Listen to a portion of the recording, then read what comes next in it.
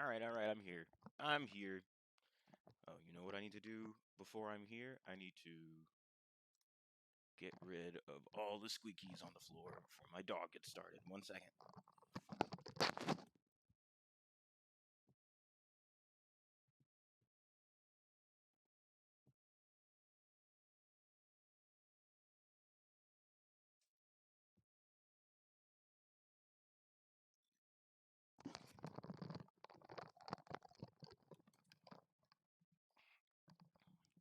Okay, now I'm here and ready. Let me turn on, let's transition. Now I'm here on camera. Welcome to, okay, I'm coming through, fine, so I don't need that on. Welcome to the 2022 Top 10 Stream Extravaganza. End of 2022, top 10 stream extravaganza, beginning of 2023 even. I will be getting to the main events later, but I figured instead of just doing this off stream, I'm actually trying to finish the final boss of Trombone Champ,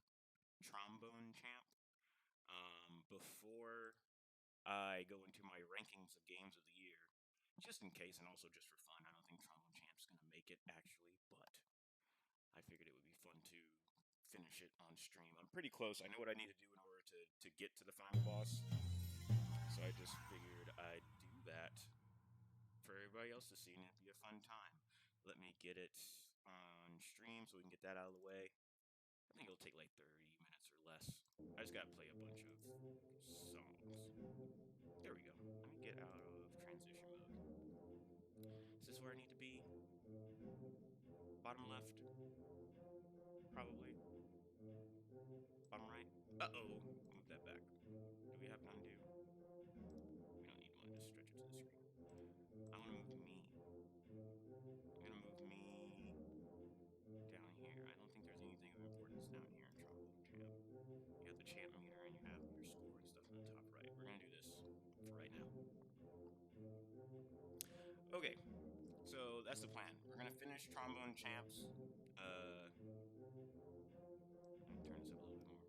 Trombone Champs final boss, and then we'll get to rating shit, including I have 4 categories that I'm going to be doing at the moment. One's like a warm-up category, and then the other 3 are kind of getting closer to real. Or 2 of them are like warm-up categories, and 2 of them are like the ones that matter. Okay, let me get the game up for me so I can get this started. I like that Trombone Champ had more going on than just regular playing stuff for no reason, or just playing music for funnies. I mean, it's really just giving you excuses to grind, playing more songs, but that's fine for me. A lot of music rhythm games don't even give you that much. You make sure the mix is good.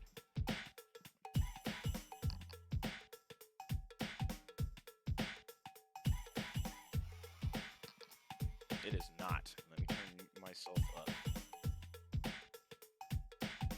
Or let me turn the audio. Let me turn the audio down on the game side.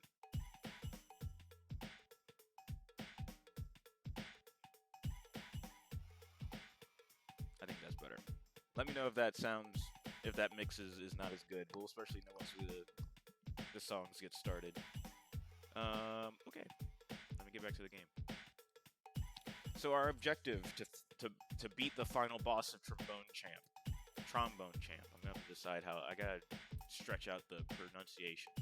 So what we gotta do is, so this game has a card collecting. I mean, this is gonna be full spoilers for Trombone Champ, which is fine. So as I play songs, I get toots. I earn toots, and I can spend those toots on buying cards. A pack of 4 cards for my collection. I already got all the cards, and I spent all the cards, which is why they're grayed out. But I need a certain amount of the cards in order to actually get to the final boss. So these 2 cards are needed for final boss stuff. This is just an extra. I don't need this. I'm going to turd this card as an example. So when I turd a card, That means I have extra copies of this card I don't need. So I'm gonna turn it from cards into turds, and I can spend these turds to build cards I don't have, build extra copies of a card. So the point is, I need to earn more toots to get more cards, so that I can specifically get more hot dogs. This hot dog cards. Because as the hot dog card reads here, yum, are these beefy, question mark, treats, sandwiches, or something else entirely? No one knows for sure, but one thing is certain, they're every composer's favorite treat. Even if not eaten, simply holding these imbues one with power. That's the key. We need power to beat the final boss. So it turns out you have to be at least level 10 power to beat the boss, which means we need 10 hot dogs, obviously. So we're going to try to play enough songs to earn enough cards to build 10 hot dogs, and then we go in and fight Trazom. Trazom, which is Mozart backwards. Trazom is the final boss of the game, but we can't, and I had to do some stuff in order to unlock getting to him. But I already faced him once, but I was not strong enough. I did a lot of damage, but I wasn't strong enough to beat Trazom. Because I was not at least level 10. So that's pretty much what the beginning of the stream is going to be, is just us getting to level 10. So we're going to choose our tromboner. I always pick Your Majesty, because I feel like he's the right skin tone and he's the right body type. So I go with Your Majesty. And then we're going to use a red trombone for just for our grind here. And then, let me make sure stuff's going. Alright. So now we're just going to play some songs. We're trying to get as many toots as fast as possible. I've, as you can see, any of these with a star on them, I've gotten an S on, which means I just fucking can knock it out of the park at this point. I mean, I could just grind out taps over and over again, as it's the shortest song in the game, and it still gives you a decent amount of toots, but with that'd be boring. And now we're past the New Year, so it doesn't make sense to do Christmas songs as much. But I might. Let's say goodbye to Christmas with Jingle Bells or Silent Night. Which one? Or Sugar Plum Fairy. This one's the shortest, so we'll probably Sugar Plum Fairy maybe. Which one would be funniest to hear if I mess up? Doesn't matter. We'll do. Yeah, we'll do Sugar Plum Fairy just because it's the shortest. We're gonna try to stick to short songs. We just want to get this over with. To get 10 cards, I imagine I'll have to play like 5 or 6 songs. Well.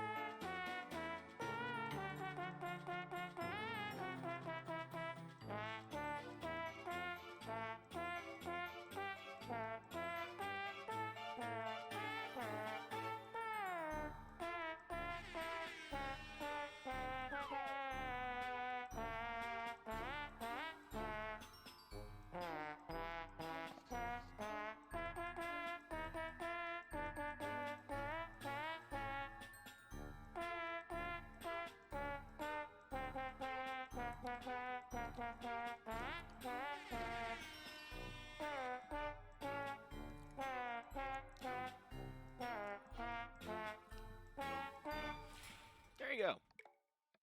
Should be an S, easy, and that should get us at least 500 toots, or just under 500 toots. So it takes 500 toots to get a pack of cards. Let's try to get 2,500 toots. So that's an average of like that'll get it. That's around 5 songs, and then we'll see what happens from there. We're gonna stick with easier songs just to make sure that I have a better chance of getting more toots. I'm not entirely sure that's what it's based on, but that's what we're gonna go with. Let's do Ein Klein because they added trap jumps, which is funny. The highest note playable on trombones is so high pitched that only certain species of bat can hear it.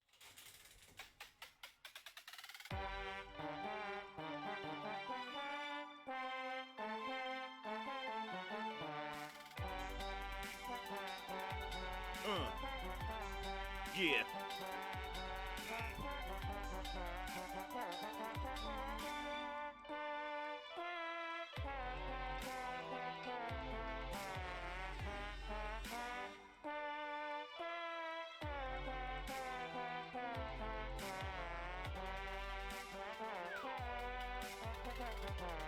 That was my fault.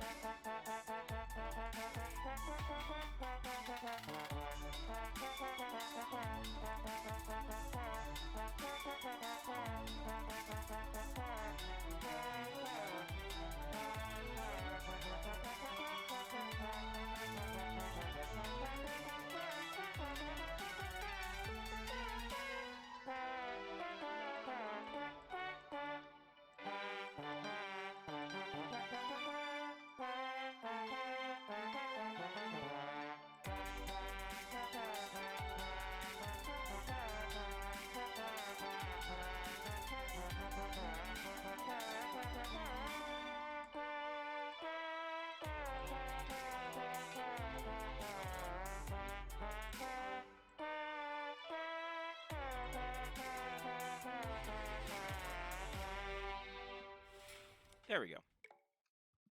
That should be another knockout. I never got an S on this one, but for obvious reasons, I'm happy with an A. Under 500, but we're still got enough left over to get us there. So that's 2 out of 5 needed. What else are we doing?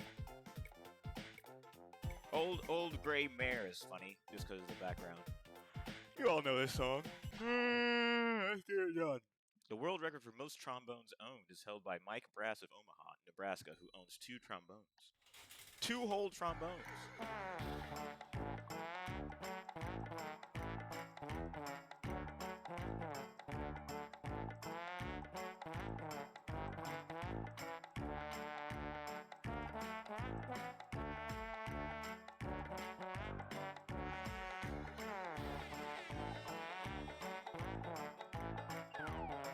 Damn it.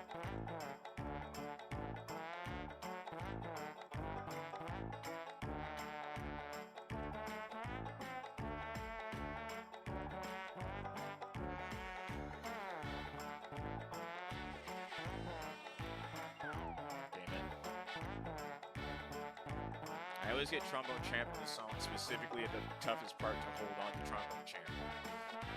Or to hold on to Champ.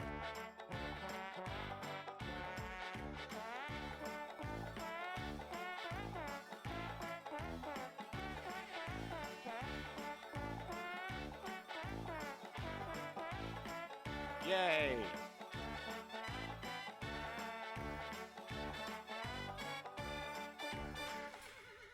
That's probably the best I've ever done at that song. New high score. Yay! Alright, keeping going.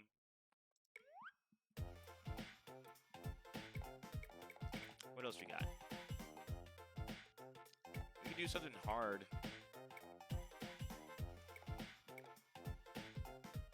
But I don't think I feel like putting in that much effort. Only if it's short. I don't want to do anything over two minutes. Let's get taps out of the way. Because it's short. That'll get us a free one. It takes over 3,000 tons of brass to produce a single trombone.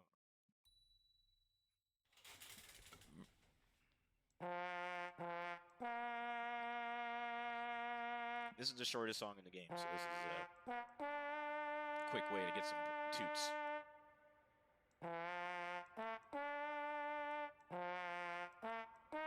Oops. My mouse fucks up sometimes, skips around.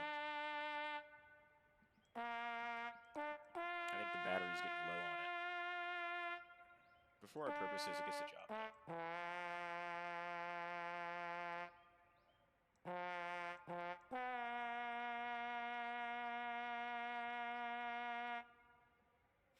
I think I fucked up a little bit, but only a little bit.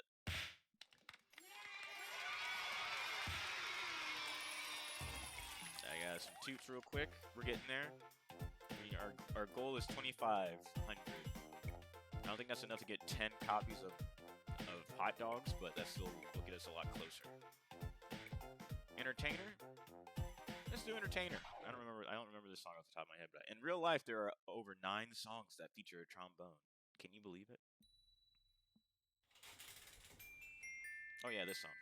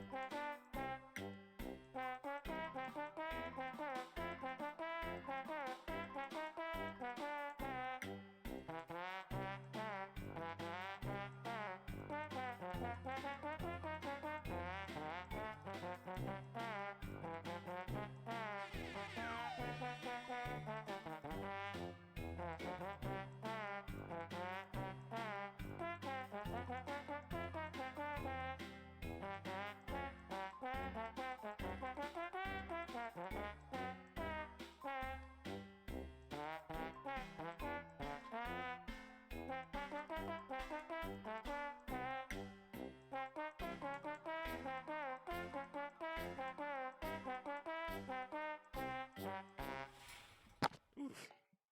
I think I did pretty decent on that. Not the best, not the worst. No, I didn't get as many toots, though. Gotta get more toots. It's all about them toots. Let's do Baboons. Baboons is fun. It takes 1,000 workers to a full year to produce a single trombone. Did you know that? Did any of you know that? Baboons!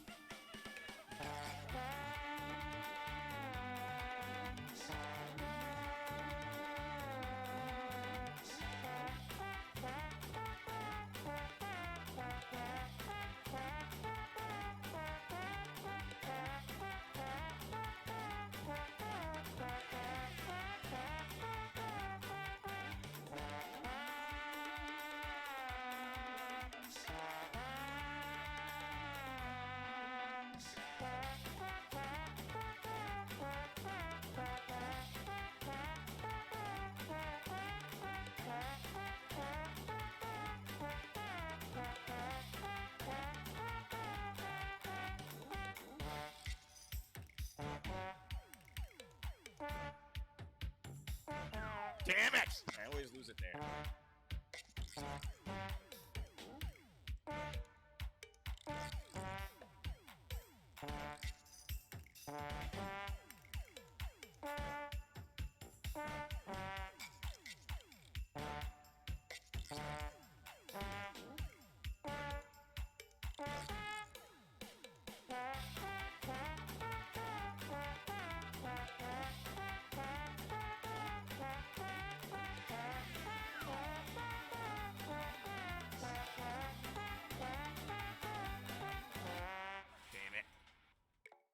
Messed up the last line. Did I get an S? Oh, I think it was the first time I got an S on this. Yeah, it's the first time I got an S. With me. Oh, we're way over the toots needed. Now. Yeah, that just got us there. Well, not way over. Let's see how much we can get out of this. So we're trying to get as many hot dogs as we can, and this is enough to get 5 packs of cards. Alright, so we click the sack. Alright, we're looking for hot dogs. Any hot dogs we get is gonna speed this whole process up, but we're probably... Oh, there's one.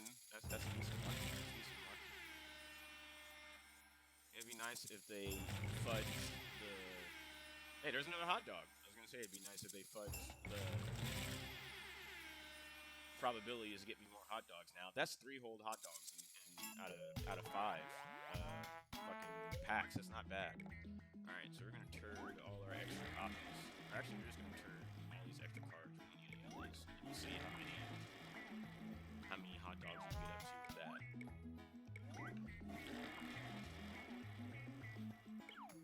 We're turding everything except for the hot dogs and the cleft. Triple cleft, just in case, and Trazom.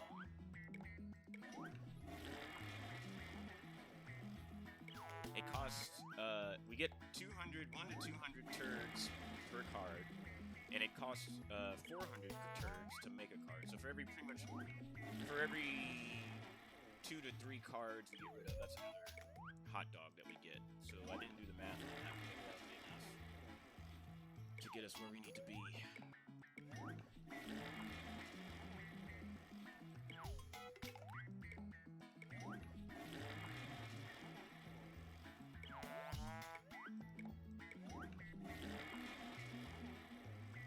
Actually, I don't think this is gonna be enough. We're probably gonna actually do. We'll see how much we have left, though, and I'll be able to like estimate how many songs I need to toot. You know what I'm saying? Because we need 7 more hot dogs. 7 times 4. 14. We need 2,800 turds. No, maybe we'll have enough. We'll have just enough.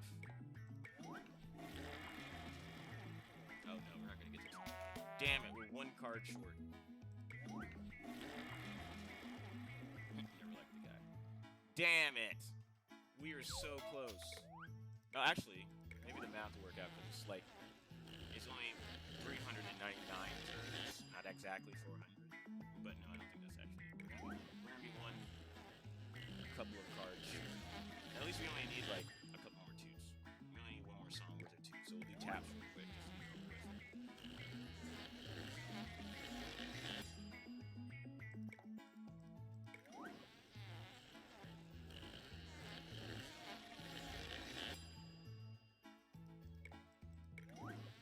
8. This is the 8th copy. And this is the 9th copy. Oh wait, we're gonna have enough. Oh, never mind. We're short by like 10 turds. I knew it. Okay, let's go play taps real quick and then we'll be done.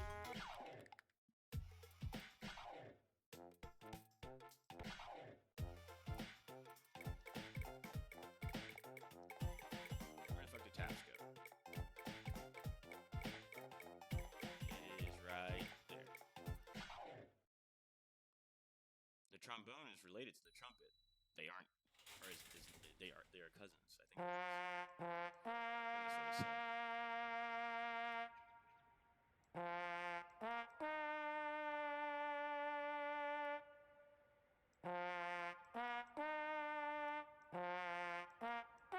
Oh my fucking god, mouse!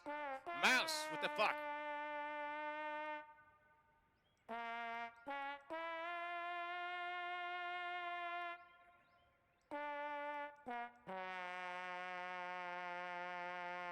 It's very good that I barely needed any toots. I'd be super upset. My fucked up mouse cost me this song. It's very short, so it didn't take very much to mess things up.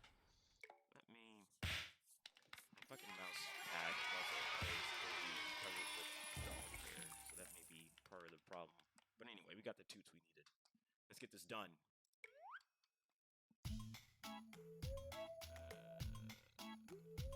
We have to buy a stack of cards, and then we have to convert them to turds, and we have to get a hot dog. We only need to convert one of these, so let's just convert that. Okay. Got it. Yeah. Uh-oh. Now, give me the hot dog. Give me the final hot dog. And we're ready. Now we're at power level 10. Let me plug in my iPad before we continue. Might as well while it's in place, although this is about to move right after we get done with this game. Okay, we're at 10. We're at power level 10. So now we need to make sure that we got the right equipment to beat Trazom. So we need to prove our our servitude to Bobby, the great blue ape of ancient times, who brought music into the world. We are a servant of Bobby, so we need to have that. And we're also going to be using the champ trombone. I don't think that matters, but I'm going to use it because I got it. And then we're going to go, let's go fucking take down Trazom. The secret is you have to tap on his card a lot. And then you have to collect the 2 keys, which I've already collected. And then you get to fight Trazom. Alright. Let's take him down. This is gonna be...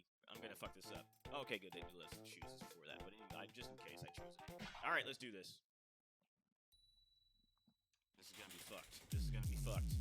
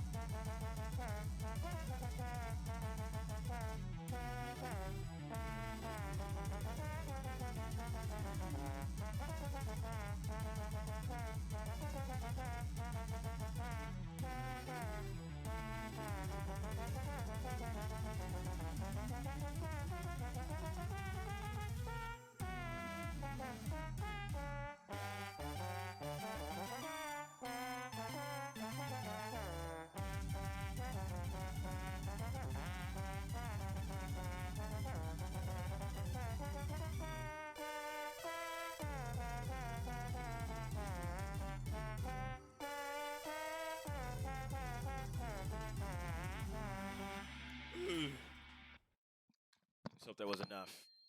Yeah! I got the achievement. I already know it. You did it! You played the game a whole lot and became the trombone champ of legend. I did it. I did. So the Shut up. trombone champ forged an gotta listen to this. Shut up. alliance with the baboons. With ceaseless toots, aided by turds and reeking of hot dogs, the very fabric of music was shattered.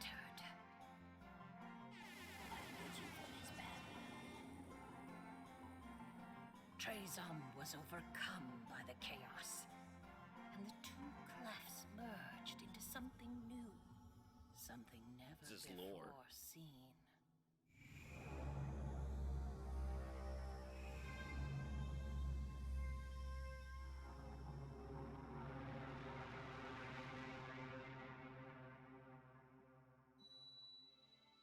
The ancient rules of music, forged over many thousands of years, have been upended, and a new era begins. An uncertain era. The era of the trombone champ. Yeah! It's my era, because I'm the trombone champ.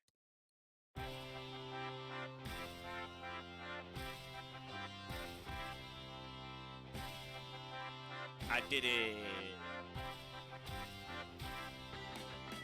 I wish they let you play the trombone in the credits. They should have had a... Oh, I guess it's not that long. Made in New York, just so they could have... I feel like they had that just so they could have another fucking logo.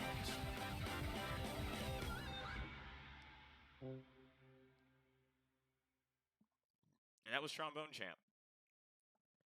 That was a good little time. A good little warm-up for the stream. Good job. You played the game a lot and became the Trombone Champ. Yeah! Now I get to see that all the time on the main screen, because I'm the champ. Is there anything else?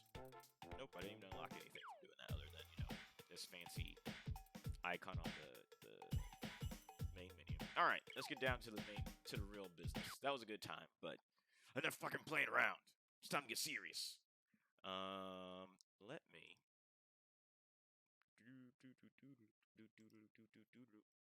Let me get it switched over. So instead of game capture, we need. Well, first of all, I'm gonna get rid of these headphones, and I'm gonna switch over to my microphone so I can just talk normally without having to be hindered. This is gonna take me a second to switch some things over. So what I'll actually do is I put us back on the prep screen, and I put us back on the prep screen. I don't think you can hear my mic on the prep screen, or maybe you can. I think you can. And then I'll put some music on for a sec while I switch my audio setup around. Give me just a sec. I might have to take the stream down and bring it back up actually because stuff's dumb. But we'll see. Give me just a second.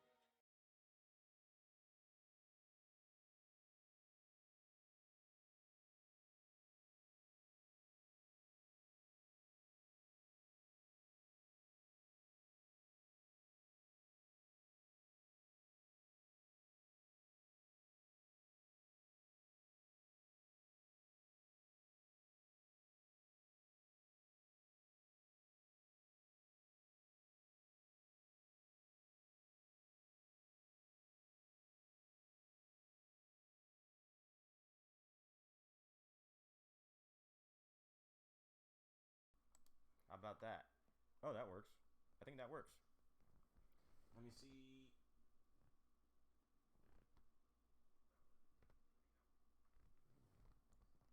Is that too quiet? Testing, testing.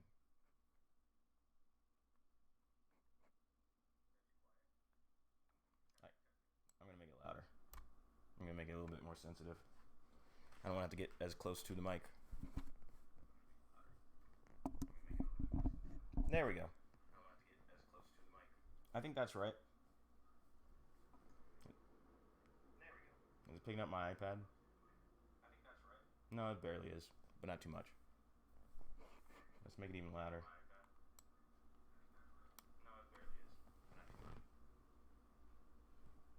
All right, let me know in the chat if my voice is not coming across loud enough. So next step is we're gonna make me a little bigger for once, since this is mostly a talking stream. All right, let's get down to it. So next, I need to do display capture, and we're gonna switch over first to Cha. Let me make sure. Actually, I should grab my stream window and throw it on this desktop. There we go.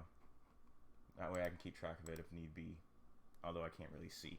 Anyway. Oh, and I need to change. I actually need to change. Our category is just chatting now. And I need to put some music on. I forgot about the music. What categories can I give us? Work with me. What category? Awards. Game Awards. For stream attendance and discussion of the annual Game Awards event. No, not the annual one. This is just a general My Awards. Just chatting. I'm African American, so you always throw that on. That gets you the top tags. Body positive. No, we don't want that. Of course not. Challenge run. I don't think I'm going to worry about the tags. You would think there's a tag for... I don't know. Oh, furry. Cool. Super cool. Game development. Game jam. Gaming news. Maybe gaming news? Would this count as gaming news? Well, I guess it's not just gaming. Do they have anything for anime? Oh, he, him. I'm a he, him. There we go. Hidden identity, high score attempts, healthcare, weird. How do they have healthcare but they don't have awards? Even if it's like my personal one. Interactive, interviews. I know this is the most exciting part of the stream, but fuck you. I was mostly just wondering while I'm going through this list. I'm just doing a quick glance. All right, I'm done. What about anime? There we go. Because we're going to be talking about a lot of anime. So I'm down for that. Okay. Updated. Now let's get us some background music. Get out of here. Let's, pull out the pretzel. Brought to you by Pretzel. We want some lo-fi. We want lo-fi.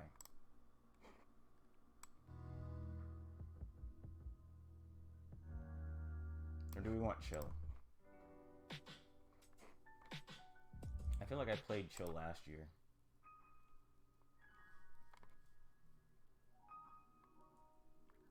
The problem with these... Nah, this is too much going on. We're gonna stick with lo-fi. Go back.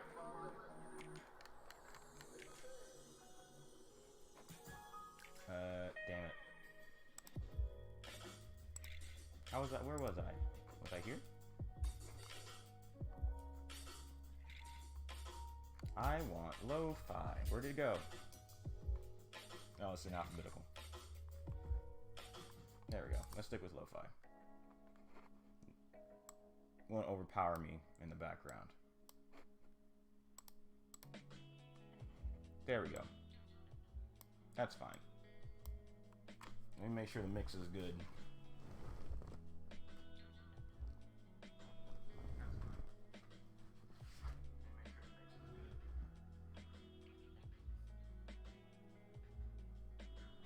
It could be a little louder.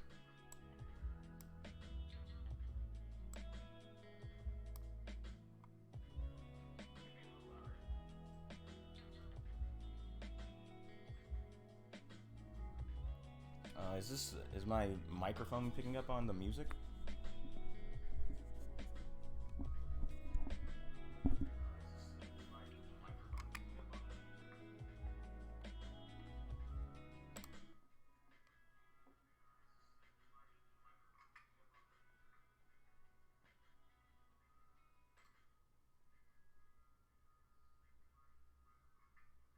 Oh no, it's picking up on the music from my iPad. Okay. I think it'd be okay to keep that going and then turn off the iPad, which is a little bit closer. Let me know if there's an echo from the music. We can finally get started. Let me move this keyboard. I don't necessarily need it in the moment. Or maybe I will. Let's leave it here. It's just in the way. Okay. Actually, I'm covering up part of what's going to make this more watchable. Let's get me down here in the corner. I'm not touching the corner, though. Nobody touches the corner.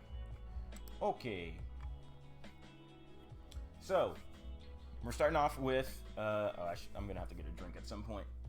So, We've got 4 categories we're doing today at the end, as part of the end of the year extravaganza, and we're actually starting off with the category to warm up with. This isn't a top 10, but now that JoJo's is finished, I figured I could get this out of the way.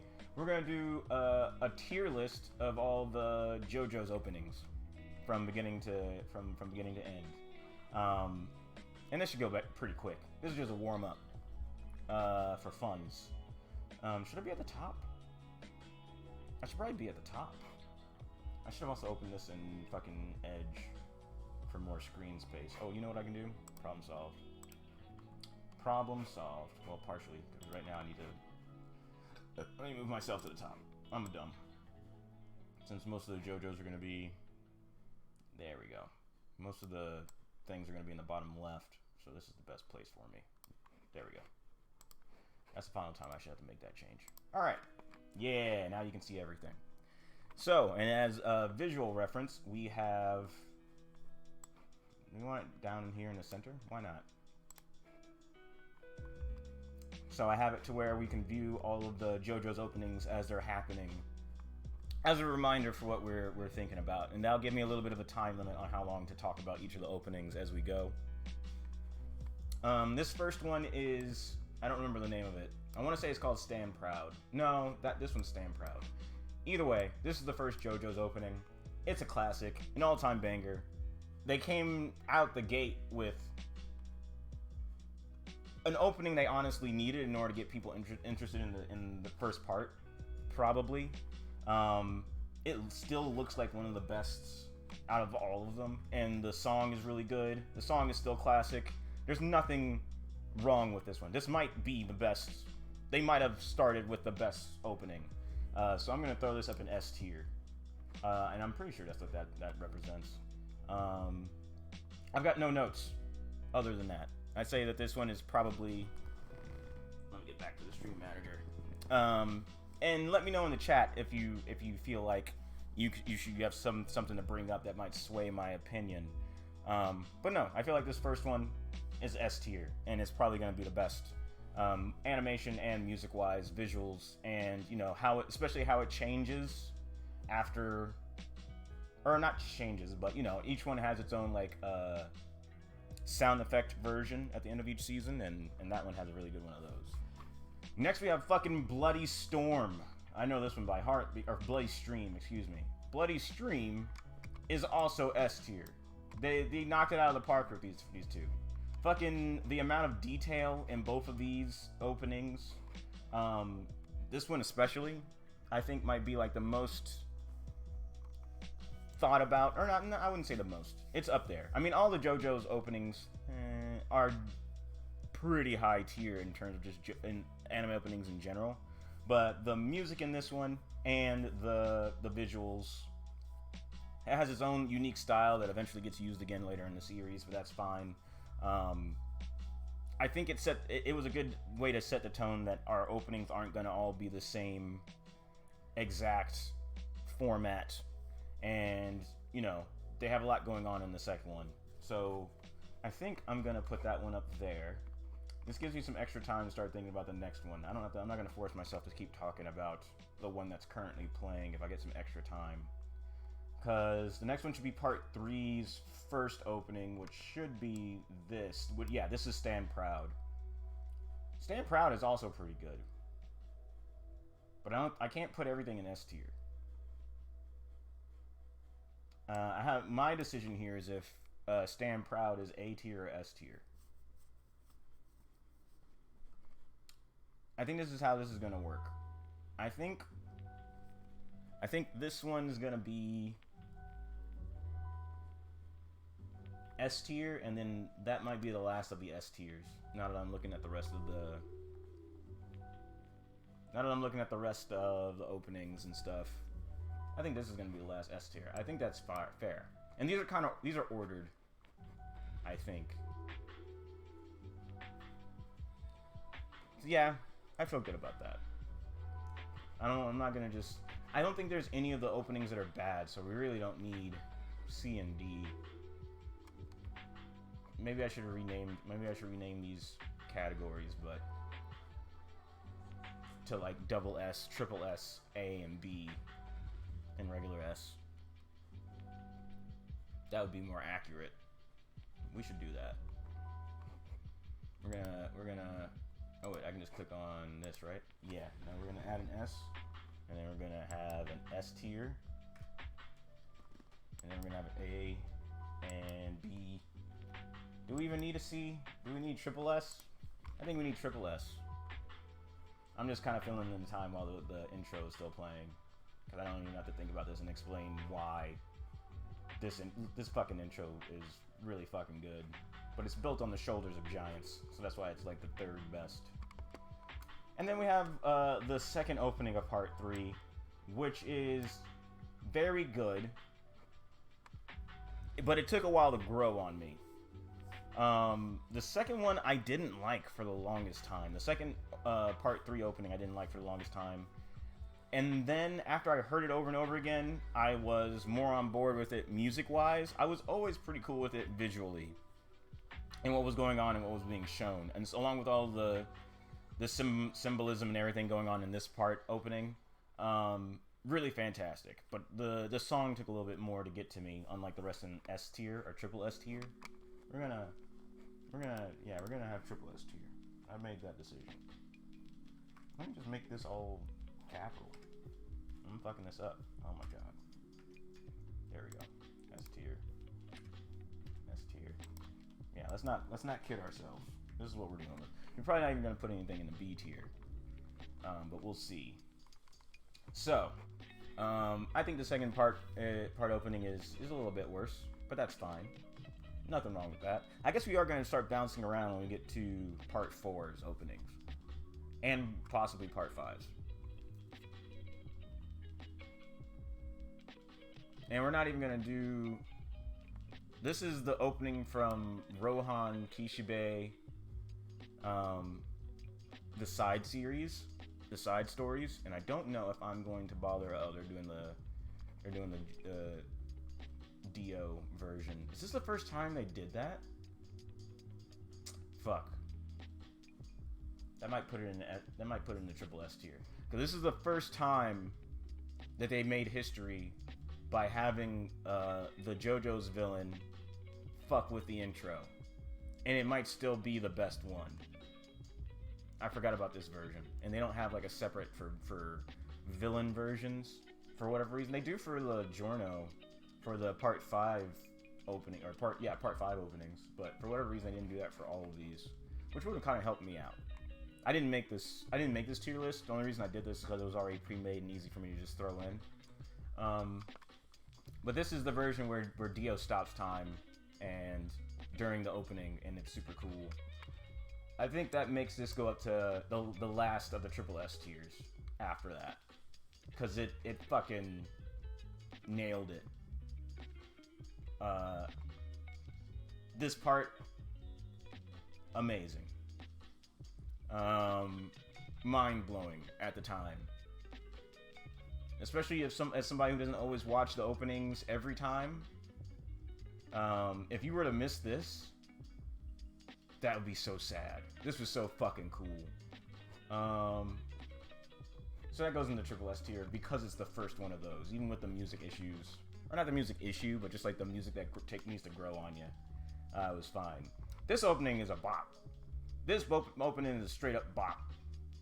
And it has a really good energy to it that a lot of the other openings up to this point didn't have. I mean, Part 2 did, but even then, it still gets across like this is gonna be a different feel. This is gonna be a different part energy than most other JoJo's parts up to this point, and it's a lot of good times. I can hear all these songs in my head as I'm watching them, which is really good, even if you guys can't hear them. And then this has two versions for no reason. This has the regular version, and then it has the EDM version. We're going to put this in the double S tier. I don't have any notes. The visuals are good. Oh, my mic's still low. I can fix that while it's playing. Give me a sec. I mean, I know my mic is kind of low. I can move it a little bit closer and I can make it more sensitive. But I don't feel like having my headset on while I am talking, but I'm gonna pump this all the way. There we go. That's the best I can do for y'all. I think that should be fine. Let me make sure I didn't unplug the, yeah. Or at least that's better. If it's still low, then I will switch to just using my headset, but I kind of felt like I wanted this to be a little bit more. I didn't want to have to be wearing my headset the whole time when I'm just talking about stuff on my computer. On my desktop. The EDM version. I think these two just go together. This is just, I don't think the EDM version is especially better or worse than the regular version, but it was fun. I like them both. So they go together. Now we're going to start getting into some controversial openings, because I think the next one is Chase. And I think a lot of people consider Chase to be the worst opening in the series, even still. I don't know if I agree with that. But, and this is the only part that has 3 openings, I think. Part 4. Oh, I don't know what this is. Is this just Great Days again? Okay, this is Great Days. Oh, yeah. Bites the Dust. Then what's this? Why is there so many Great Days? There's 4 fucking Great Days on here. Anyway, so this is Chase. I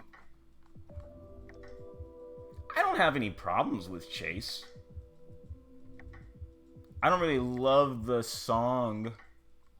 I think that's the biggest downfall, but visually I think it's fine. I think that's a good call. I think S tier is fine for, or is it A tier? No opinions? Anybody else have any opinions on Chase? I'm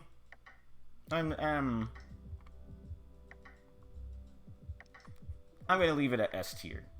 That might end up being like the lowest tier anything gets put into. Or maybe I will put it at A tier. I'll think about it. As we talk about some of the other openings more, we'll figure out how we feel about it. I'm also going to lean and talk to the mic more to kind of help with the quietness. Yeah, I feel like that's a good place for it. I think for right now, A feels good. Fucking breakdown, Great Days. That's also up there in double S tier, though. I don't know what the difference is between these two. I know what the difference is between this. This one they pulled out the villain version, like they should have done for the other opening, or the part 3 opening. They should have pulled out the Dio version. I'm gonna throw this down here. I think that's the only one that I probably don't like actively, or not don't like, but I don't remember it. I don't care about it. I don't even know. It's fine. It's its own separate thing. It should maybe not even get rated, but we need to fill in these tiers, and it's a good spot here. But anyway, yeah, Great Days, fantastic. Not SS tier, or not triple S tier, but it can be double S tier alongside the rest of its Part 4 brethren, except for Chase. Chase is so weird when you think about it, because they didn't need another opening, technically. I'm happy we got one, but it's kind of weird because no other part has 3 openings. There's always a season 1 opening and a season 2 opening, pretty much. Except for, did part 3 have 3? No, part 3 had 2 even. And I think part 3 was longer than part 4. I don't remember. Anyway, Great Days, breakdown. You stay at double S tier. And even with the villain version, which is better, it's better than the other versions, because they did a good job with the rewind throughout the entire thing, which is good. As you can see here, from the beginning of the opening, shit gets reversed, which is fun. And then they have like a weird reversed version of the song because of Bites the Dust's power. I think that's really great. So that makes it better than the regular versions to me. And it's better, you know what?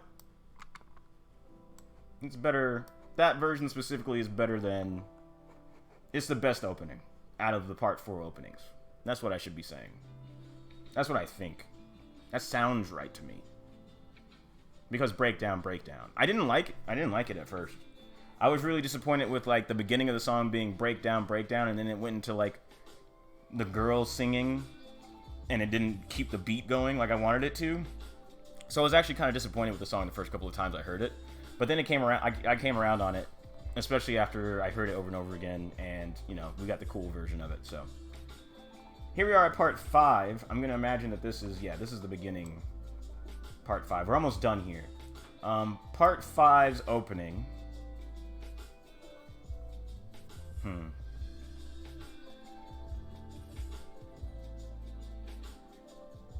Even now, I don't really hear it in my head. No, I remember this part. No, I'm hearing it because of this part specifically. It's not bad, but it's not great. I think it's an S tier. I'm gonna leave it at S tier. Mostly because we need something to be an S tier, but also because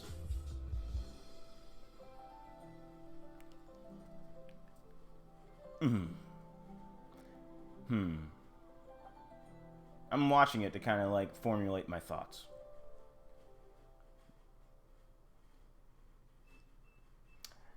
No, the music doesn't hit quite right for me.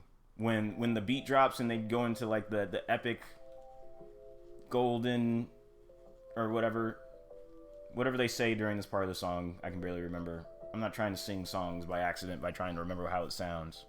But it falls a little flat on like the bass or like the hit part of the song for me. So I think S tier is where it belongs.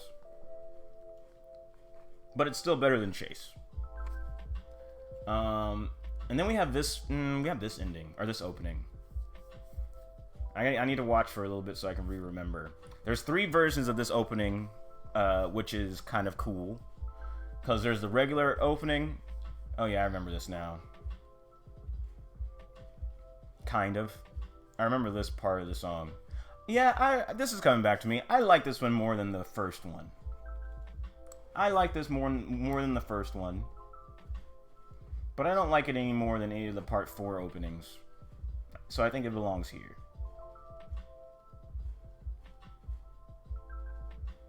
I still barely remember what the music sounds like at this point. For this opening. Which is indicative of my overall feelings on it.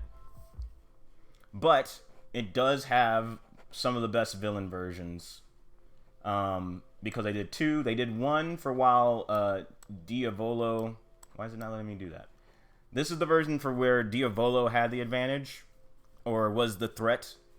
And then for the very last episode, they did a Giorno version. Which was...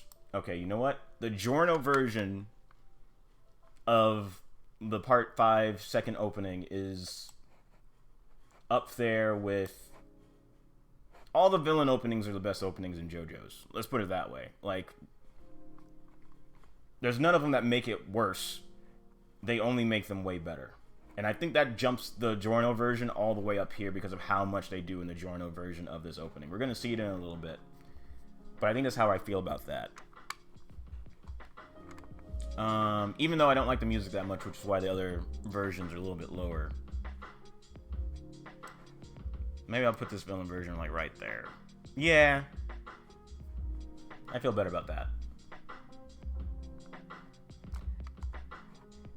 And I can skip this ahead because we got 2 more versions to go through. But if I do, it'll be like bigger, and I'm trying not to get like copyright strikes or whatever. If it's small like this, I figure like, because I'm gonna upload a version of this to YouTube, but I might have to cut out this entire part because, you know, fucking copyright or whatever. Hopefully this is small enough to where they just don't care. I don't know how strict it's gonna be. Also, I didn't play the music, so one would hope.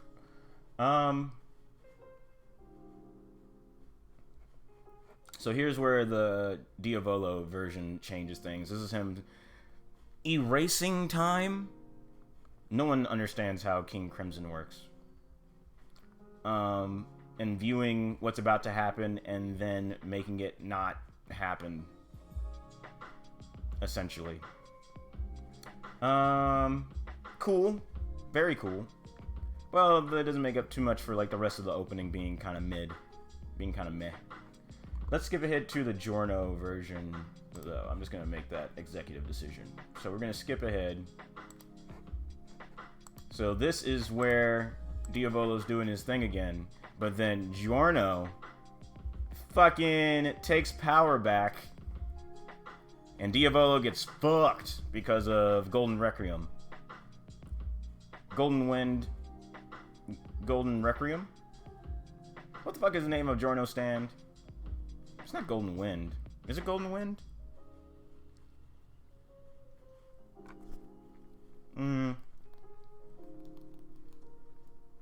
No, it's Experience. Golden Experience? Requiem? I think. Anyway, best of the part 5s. And now we come to the brand new openings of part 6. There's only 2 of them.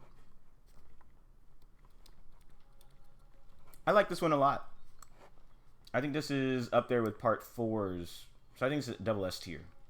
That's my opinion on this. I like the visuals. It goes back to a real part 1 feel with the 3D visuals, and it's kind of like a cross between part 1 and part 2, because it still has like this hyper colors of like the part 2, with the CG models of part 1's opening. It like crosses over the 2 ideas in a way that I think is super cool. And I like the music. The song's a bop, straight up. No notes. Good shit.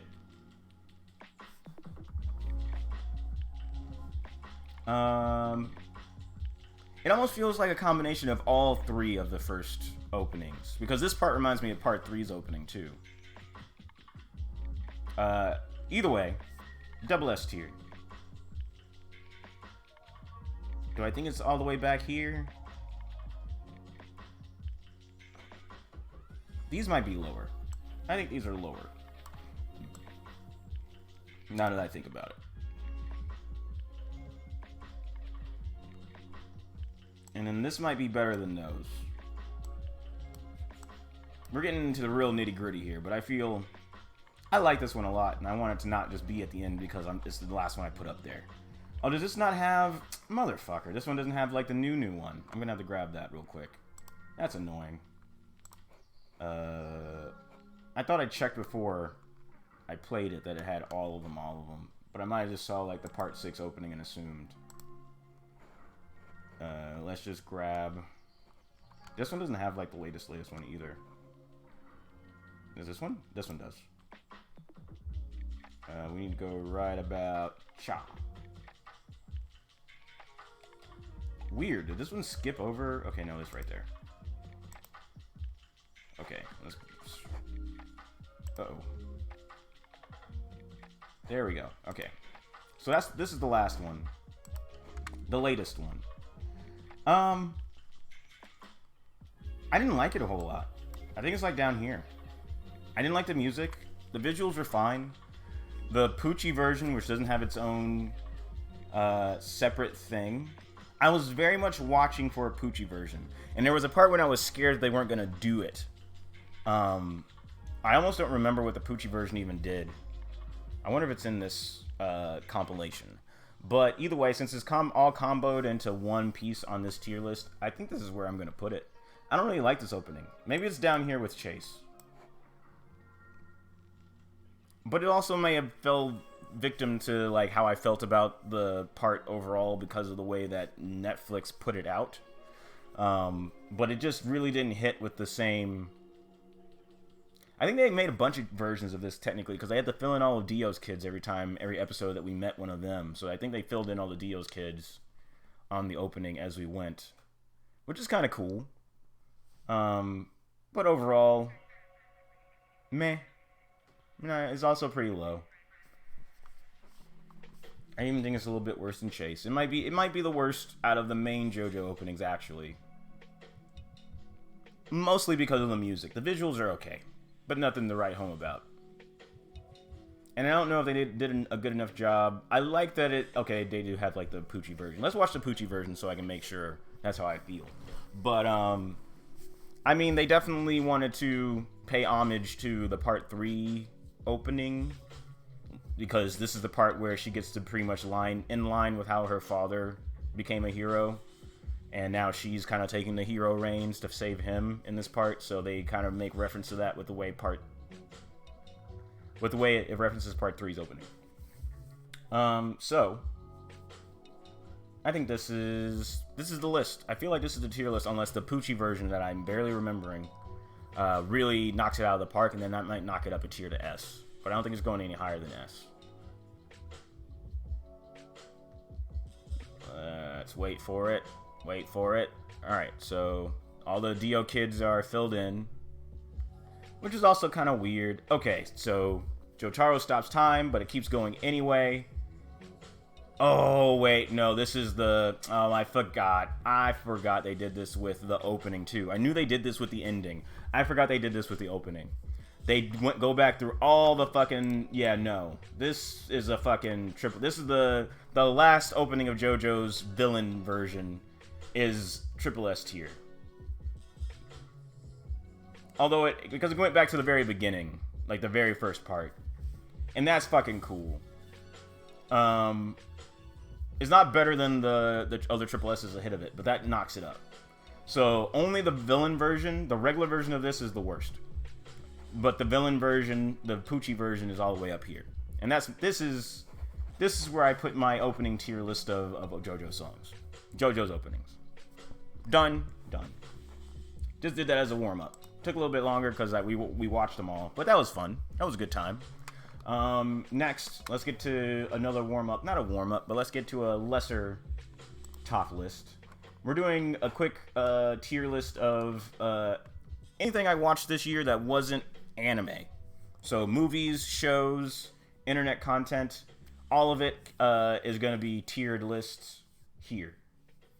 That includes Marvel stuff. So this is kind of like a de facto Marvel list as well. I might do all the Marvel stuff first and then put all the rest of my stuff on top of Marvel. Just because I feel like more people would be interested in where I would put all the Marvel stuff. I think I grabbed everything that came out from Marvel this year. If I missed anything, let me know in the chat. But let's get... And I don't think we need a D tier again. I should probably just get rid of the D tier. Can I do that from here? Delete row. Cause if it's D tier, I wouldn't have watched it. So yeah, let's just get rid of a tier to help me. There we go. So let's start with just the Marvel stuff, which starts with Doctor Strange and ends with there's kind of a mix. But that's when I started adding them, was like around the Doctor Strange stuff.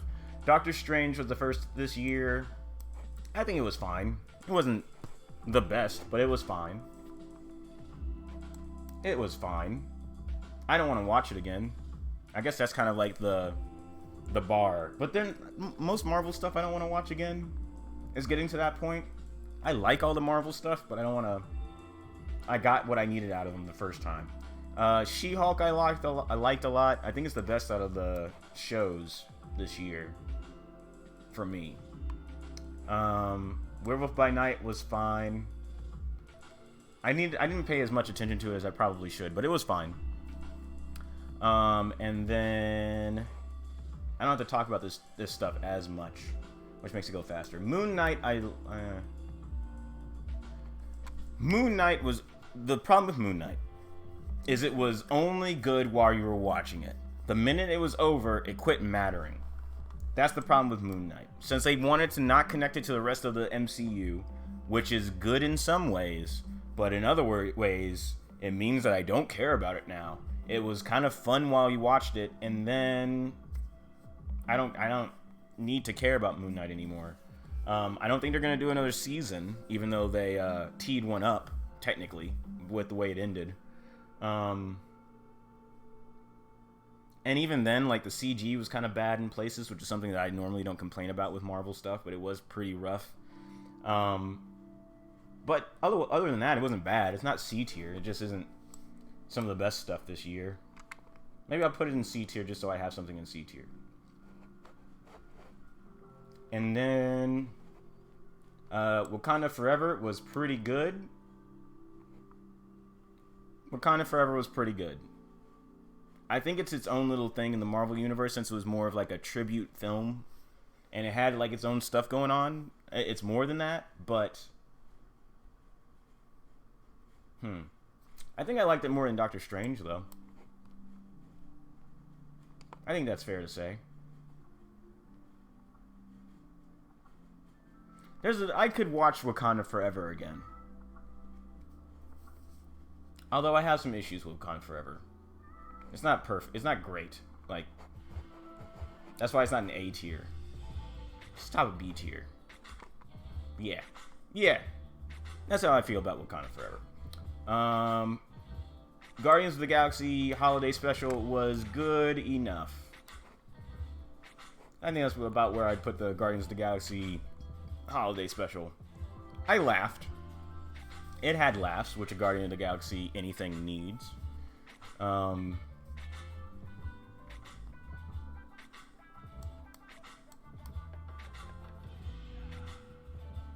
mean, Doctor Strange did some really cool stuff, though.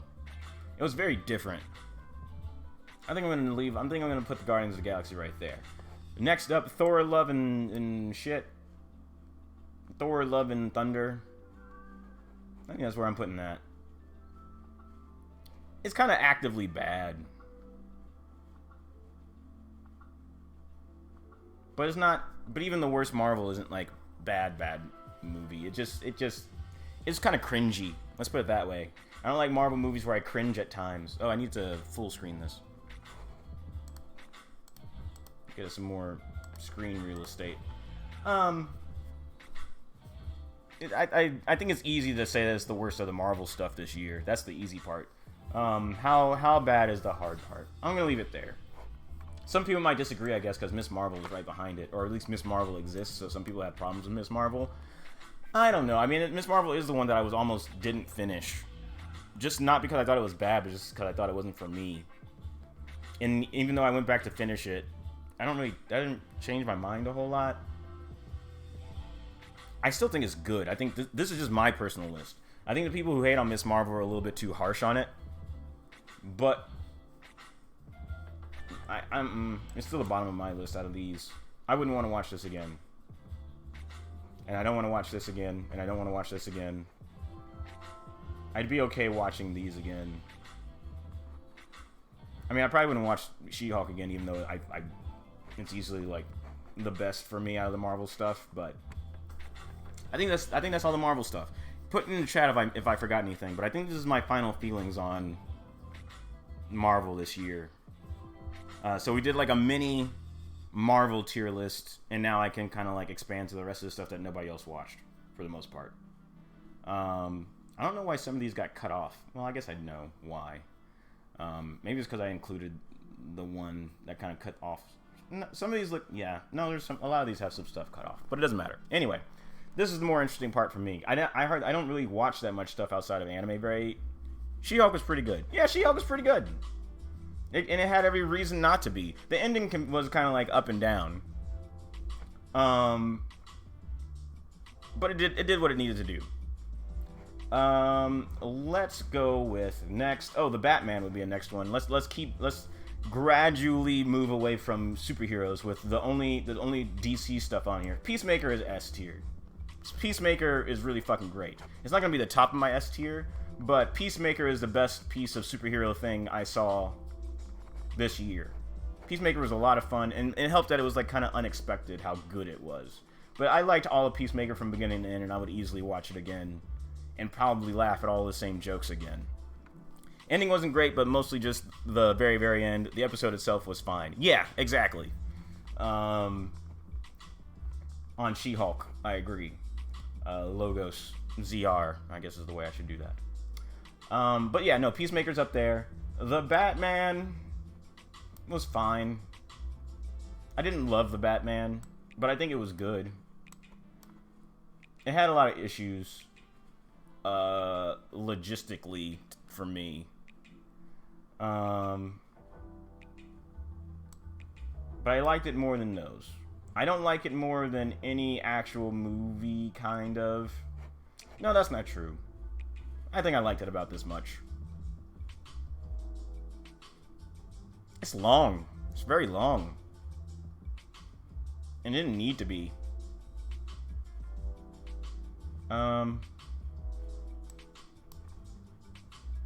I like it that much. That's how I feel about that. And I think that's the last of the superhero things. So the rest of this might be... Well, no. Yeah, I was going to say the rest of this is probably the stuff that I watched or cared about. Or a lot of the top stuff's going to be stuff that only I care about for the most part. But that's fine. Next is... let's get Nope out of the way. Not out of the way, but let's put Nope top of B. I like Nope. I don't love Nope.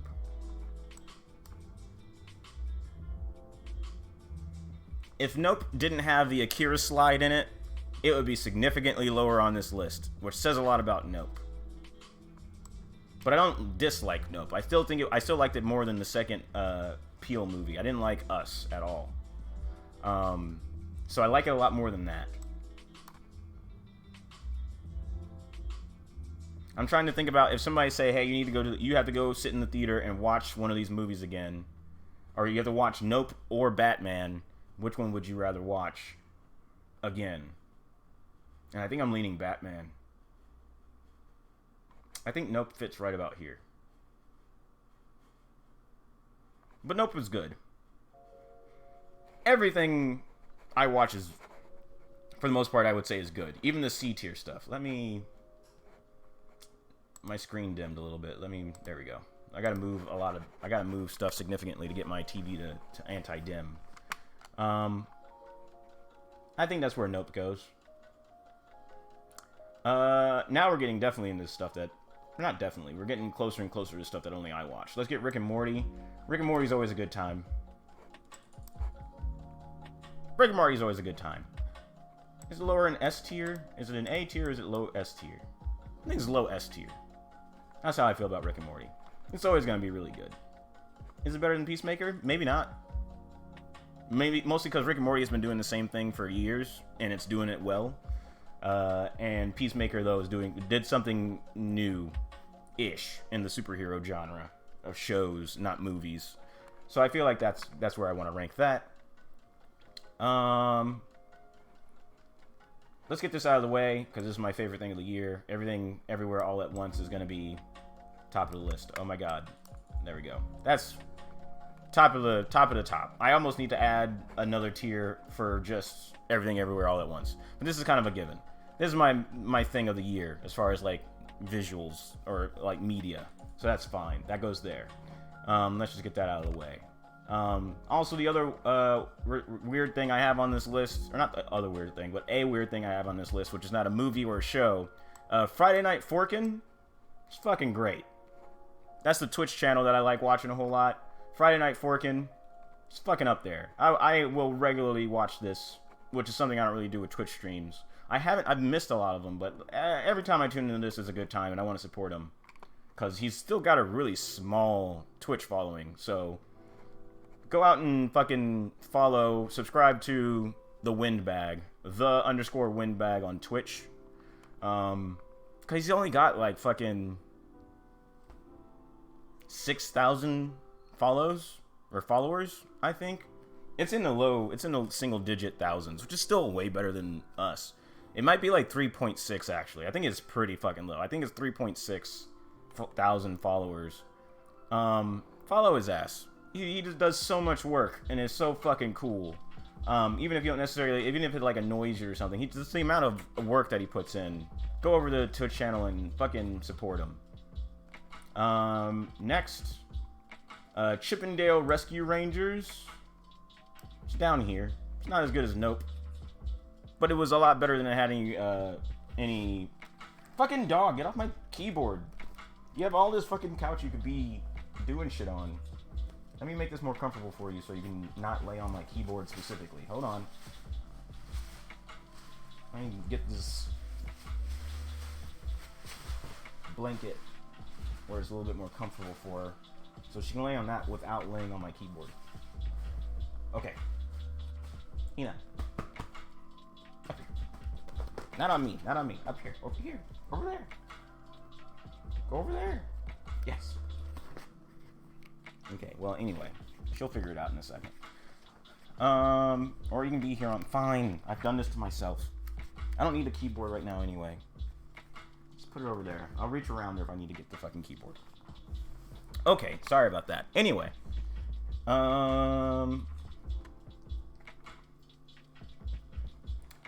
Chippendale Rescue Rangers was better than Having Your Right to Be. It's recommended viewing once. It has ugly Sonic in it. Hilarious. But otherwise, that's about where it is. It's not very great. I feel good about that. Next is... Okay, we're getting down to it. Let's do some more stuff that only I watched. Love, Death, and Robots. This year... They had a new season of Love, Death, and Robots come out this year. It's pretty good. Maybe closer to around here. They had one in particular I really liked. One short I really liked this year. And then the rest of it was kind of solid to good. So maybe lower on this list. Maybe right around there. No, right there. Right there. But go watch Love, Death, and Robots on Netflix. A really good original Netflix show. Next, let's knock this out. Obi-Wan was fine. I don't think it was bad, but it was fine. That's kind of where I feel on Obi-Wan. That might be mean. I was interested in Obi-Wan while it was on. Let's do this. That's probably where that goes. Somewhere here or at the top of C. Because I like Star Wars, but I don't love Star Wars. And even then, it was cool seeing Obi-Wan again. So I don't feel horrible about that series. But I think that's where that goes. Somewhere there. And next, we're getting really down to it. Stranger Things Season 4. Really good. They really knocked it out of the park. In a way that they didn't necessarily have to. Not enough to put it in S tier. I don't know. It was really good. Well, no, it wasn't really good. I'm trying to think about some of the bad parts of Season 4. Because they had all the different storylines going on. Mostly the snow stuff. Everything happening in Russia. It's kind of iffy. I'm going to leave it at the top of A tier. But it was really good. Especially after Season 3 wasn't that great. Season 4 really brought it back. Or at least Season 3 was better. Season 2 is the worst season of Stranger Things. And then Season 3 is a little bit better than that. Or not a little bit, but it's better than that. And then Season 4 is up there with Season 1. Like, Season 4 got back to really good fucking shit. I'm gonna leave it at A. Top of A. Glass Onion. A latecomer. For me personally, top of B? No. Glass Onion was fun. Yeah. Wakanda Forever is still pretty up there. It's holding its place at the top of B for me. I believe. Yeah. Yeah. Maybe. Maybe there?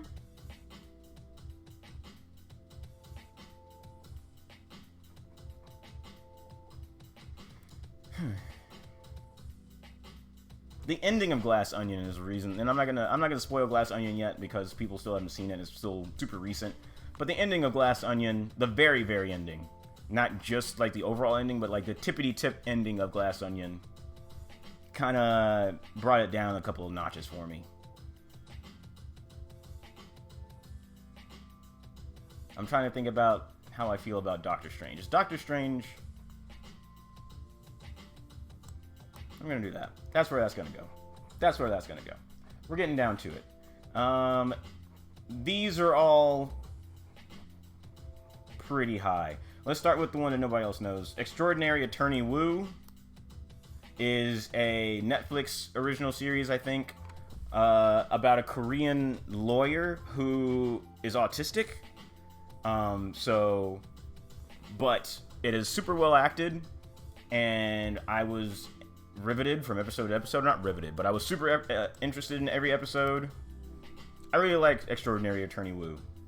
It has a lot of little things that you pick up on that like stick with you, without going to, not that there's much to spoil, and it's almost like It's like a Psych on the USA Network kind of show. It's like a Psych. It's like a Monk. Definitely like a Monk. It's like those kind of shows. Like it's practically like detective stuff, except that instead of detective, it's lawyering. But it's good. I liked it a whole lot. Very highly recommended. I think that's where it goes.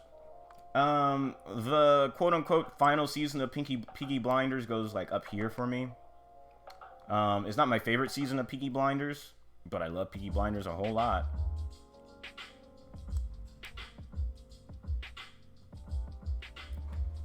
This is not the show overall. If this was the show overall, then this would be higher. But I think this particular season I'm fine putting here. And I'm not even totally sure if it's the final season or not. I think I heard it is the final season, but the way it ends implies that it isn't. So I don't know. Regardless,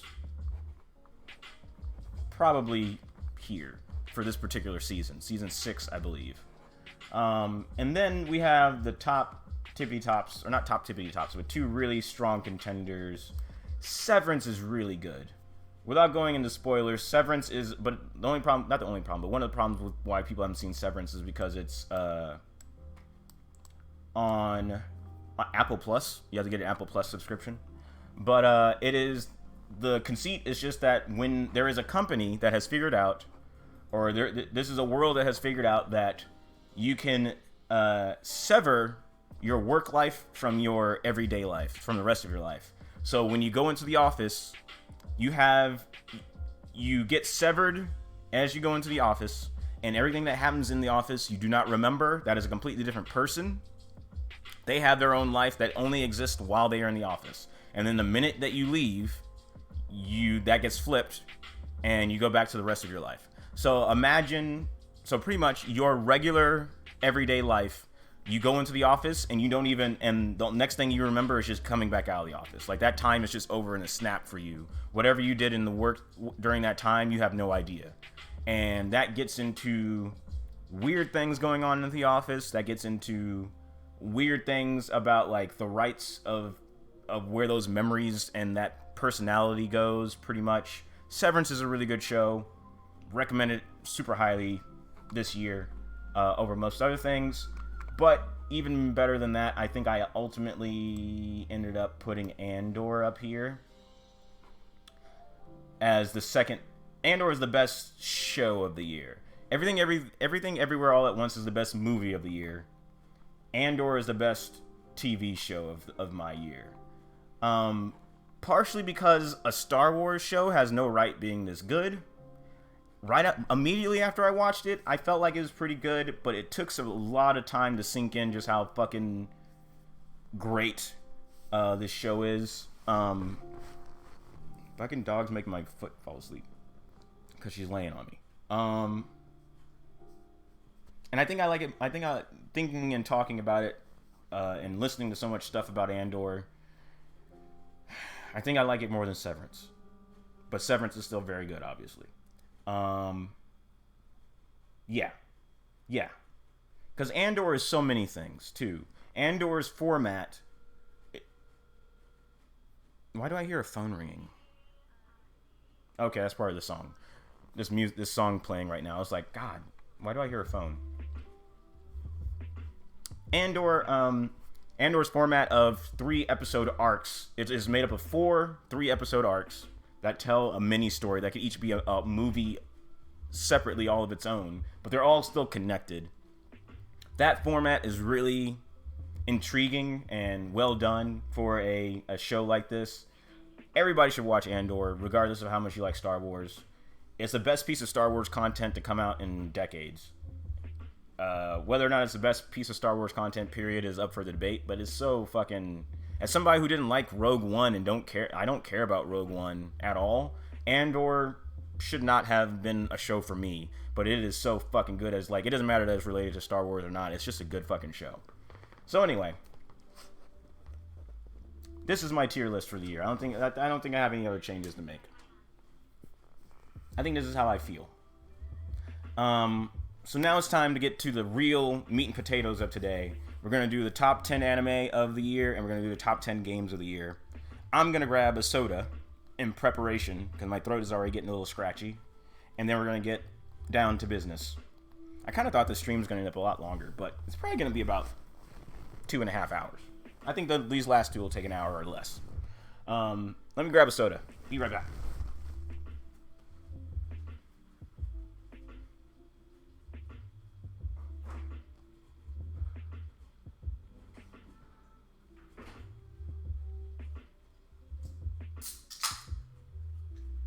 All right. Okay.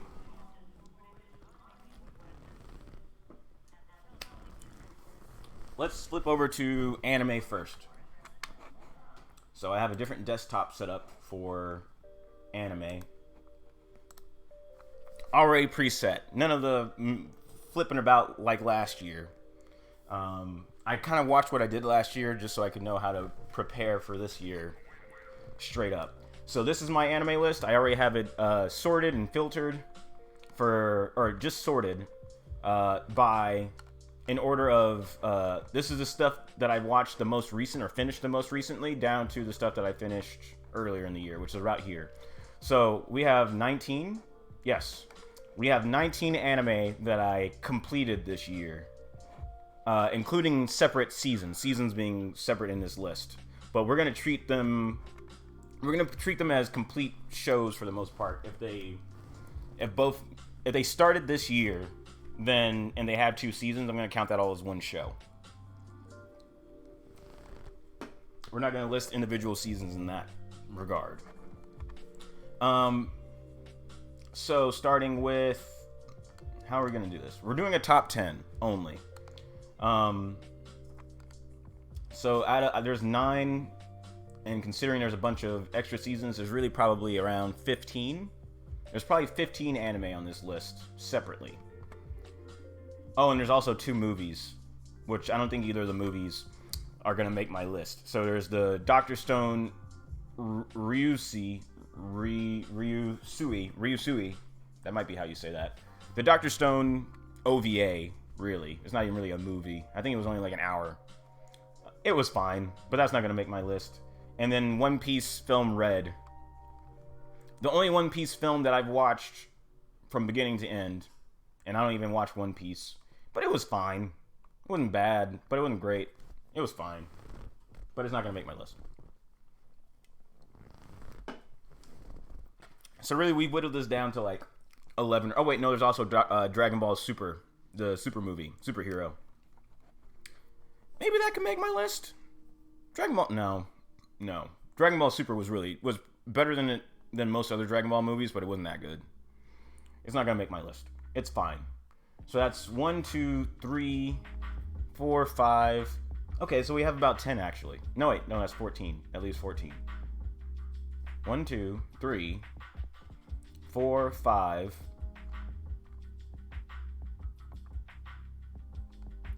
14 anime. I think that leaves us with like 14 anime to figure out. So we need to make 4 more cuts. First, let's start with what I know is definitely going to make it onto the list. So let's go down the line. We're going to get some Love is War. Kaguya-sama. That's gonna make the list. What is this? Is this a movie? Or is this the OVA?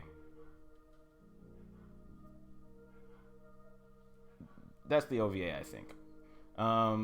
Ultra Romantic, that's what we're looking for. Put that in the list.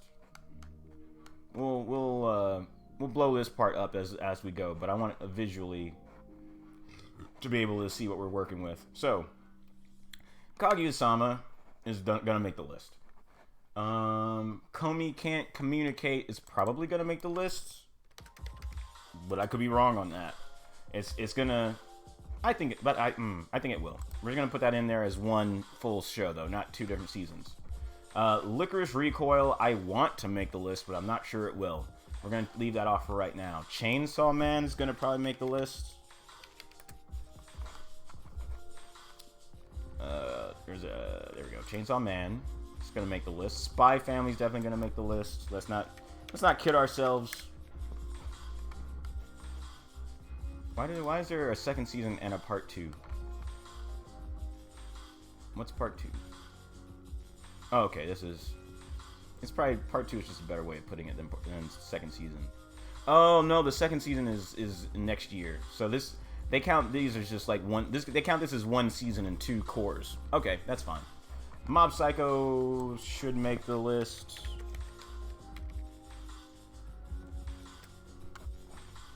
Probably. How many we got already? That's already 1, 2, 3, 4, 5. Yeah. Cyberpunk is definitely going to make the list. It's probably going to be the top of the list, honestly. But for right now, I'm just going to throw it on. Made in Abyss is going to make the list. Because who wants to be happy ever? Or the latest season of Golden City of the Scorching Sun. The latest season of Made in Abyss. Kotaro Lives Alone is going to make the list. I'm probably the only one who watched that, but fucking Kotaro Lives Alone is fucking great. It's going to be pretty high up there. How many is that? 1, 2, 3, 4, 5, 6, 7, 8. We need 2 more. So this is where the cuts... Well, no. JoJo's has got to be on the list. Uh-oh. Uh-oh.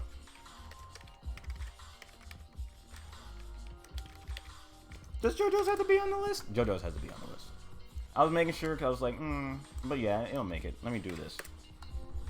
JoJo Stone Ocean. That's what we're looking for. There we go. Stone Ocean. That includes parts 1 and that includes the whole anime. Doesn't no, because it started last year, and then a year later we got the ending of it, which complicates things. We're gonna treat it as the whole. We're gonna treat it as the whole show. It probably was on my list last year too, but that's fine.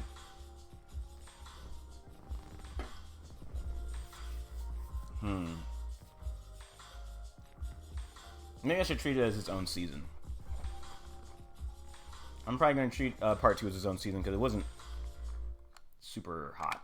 So let's go over the stuff that I'm cutting. Cause I need one more, and I think it's going to be... I guess the last slot is what we're deciding on. Sabikui Bisco. Sabak. I need to hear this name out loud again. Let me pull up trailers for these anime as I go over them. Let's do that. Like I did for...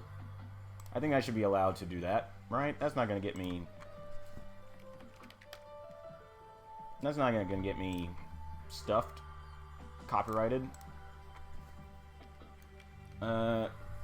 Let's throw on a trailer.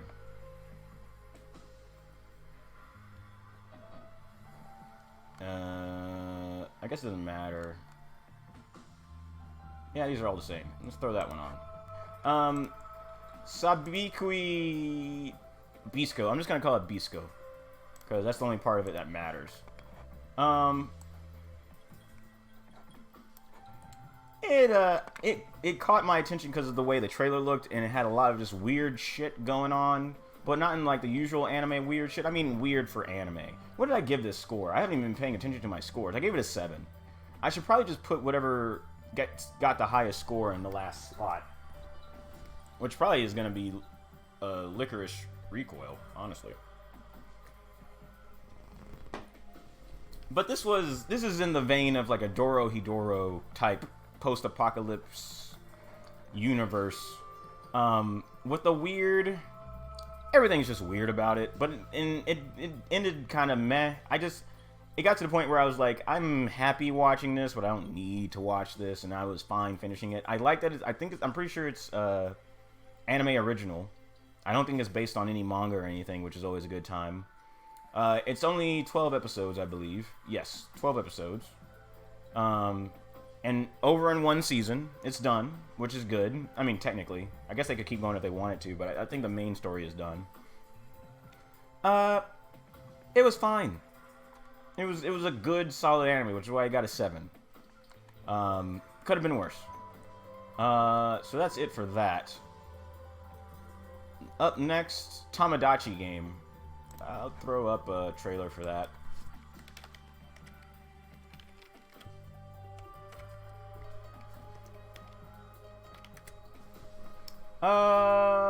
Yeah.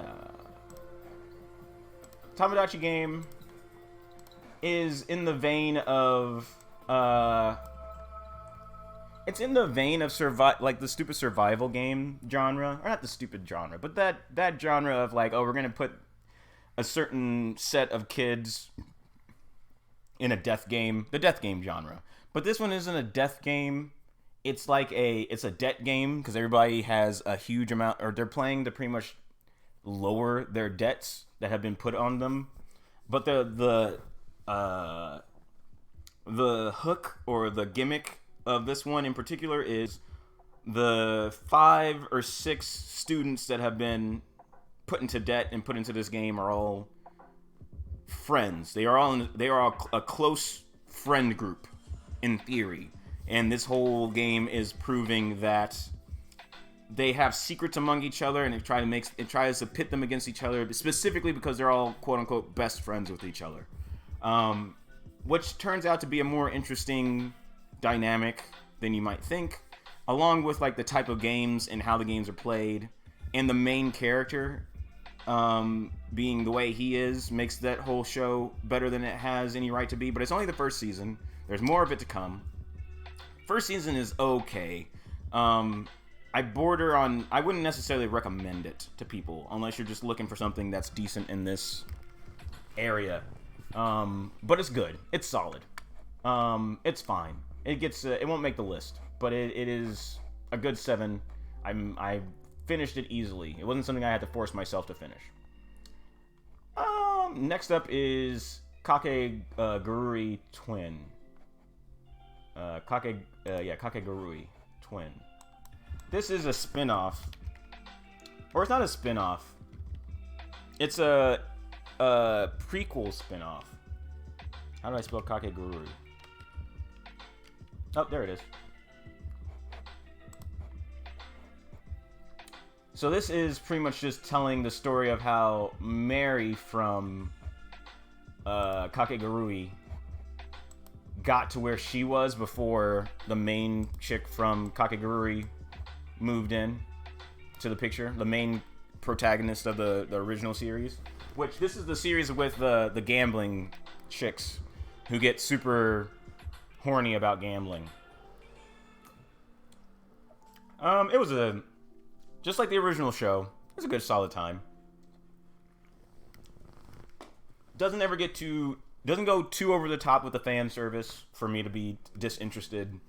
And the gambling is exciting enough to keep me interested through all this. This was only 6 episodes, though. I don't think they were 6-hour-long episodes. I think they were just 6 episodes. I could be wrong on that. It might have been 6-hour-long episodes. But either way, you would watch this if you like the original show. You'll like this show. It's not any worse. It's not any better. It's more of that show, which I'm happy they're still making it. I think it should keep going. I want more of the original show, though. There's another season at least of content from the original show that could probably be made, I imagine. But it's good. It has some returning characters, but a lot of new ones, mostly new ones.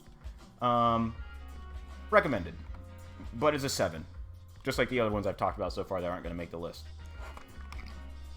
I have to pull up a trailer for Pop Team Epic Season 2 trailer. Pop Team Epic, fine. I know, I want a trailer. I don't want this shit. I want a trailer. Promo? No, that's too short. I'm just going to throw up a random thing from Pop Team Epic. Let's do the Shining Shoulder. Sure. Pop Team Epic continues to be Pop Team Epic. But this season I don't feel like it's as good as the first season. It had more misses than hits for me.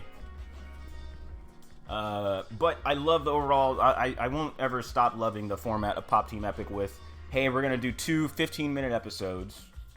One with female voice actors, one with male voice actors, and they're pretty much ad-libbing their lines. Like, they get an overall concept, and they get an overall, like, way that the script should go in, but then they ad-lib in between. So it makes it watching each version, like, more interesting. I think the standout episode just amongst our group was like they did an entire episode almost of a takedown of or a satire of battle royale games, specifically Apex, specifically PUBG. Like they make a lot of specific references to those battle royales, and they do it in a really funny, cool way. So that was like the best episode of the season. But if I wasn't interested in video games, then that wouldn't have. I don't think the season overall would have hit me that hard, which is why I put it at a 7. I think the original season got like an 8. So this is a little bit worse than the first season, but it's still good. But that's also why it's not going to make the list. But it's a really good show. It's a lot of fun. It's something that you can peek in on, and if you're not feeling like the current gag that they have going, then you skip forward and then move on to the next one. But they're not long enough for, like, the individual gags of each episode aren't long enough for you to really worry about it. So whatever. So that leaves Licorice Recoil. Licorice Recoil is going to make the cut. Yeah. Licorice Recoil is the last... I barely watched it.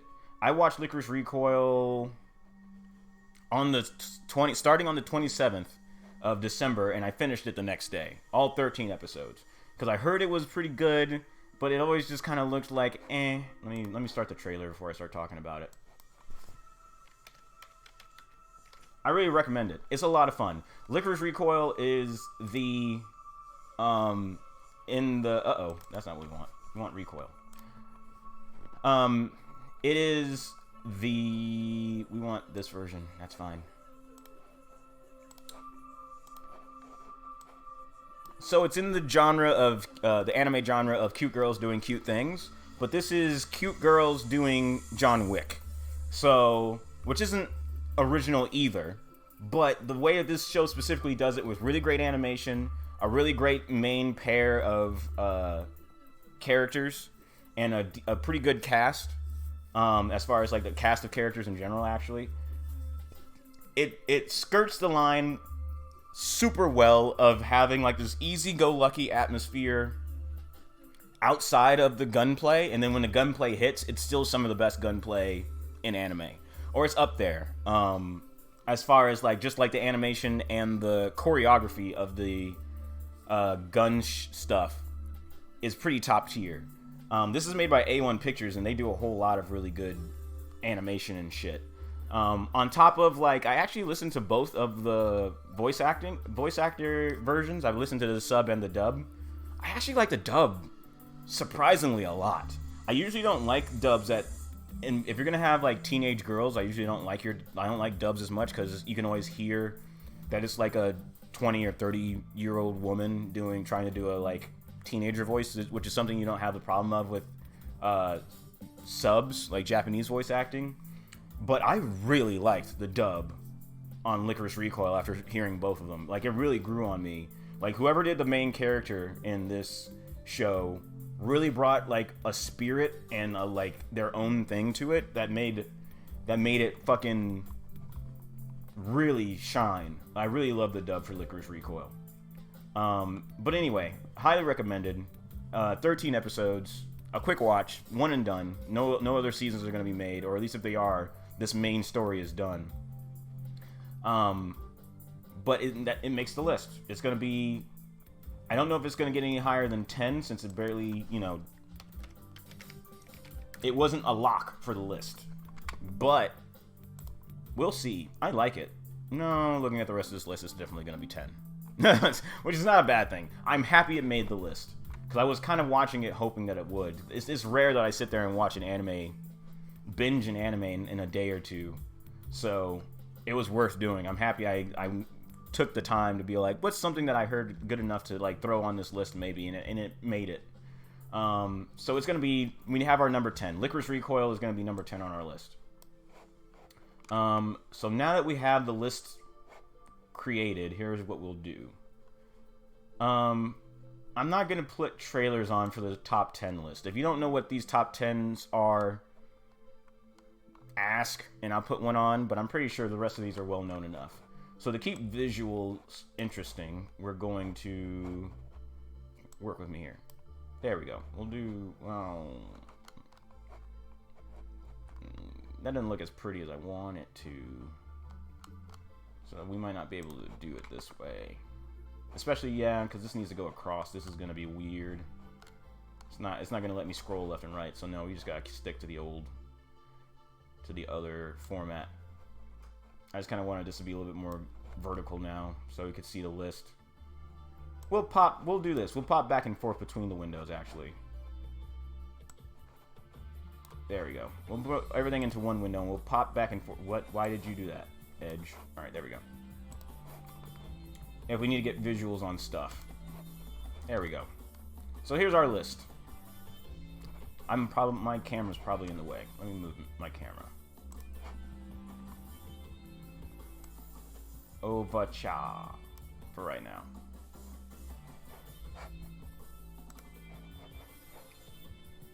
Where did it go? Oh, yeah. What did I do? Oh, weird. It's weird to let me... Oh, no, I see why I did that. Okay, anyway, here we are.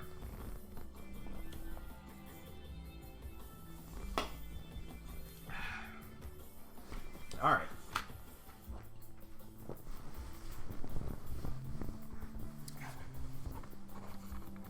I don't know. Let me get closer to the mic. I don't know.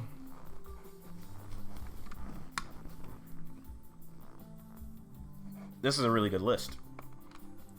I'm gonna start just moving stuff around from how I feel. Comey Can't Communicate is really good, but looking at this list, I don't think it's gonna hang. Or at least it's not gonna hang that high. But I really love Comey Can't Communicate. But the problem, I'm happy I finished it, because the two anime that I hadn't finished at the very end was Comey Can't Communicate and Kaguya-sama. Just because I kind of knew what they were both doing, and I didn't need to finish them story-wise is how I felt. So I kind of just let them go into the last second, and then I binged like the whole second seasons, or the seasons of them right at the end, and I'm happy I did. Comey Can't Communicate is really good, but it pales. It's like a diet Kaguya-sama in terms of like how good it is. Everything it was doing was really good, but man, Kaguya-sama just does it a step above. But that still means it made my top 10 of the year. Easy. It's still very funny. Do I like Licorice Recoil more than Comey Can't Communicate? No. Licorice Recoil has some slow time to it. Some low time. Comey stays pretty going each episode. Like, it made me laugh pretty much each episode. There's a couple of lulls, but not much.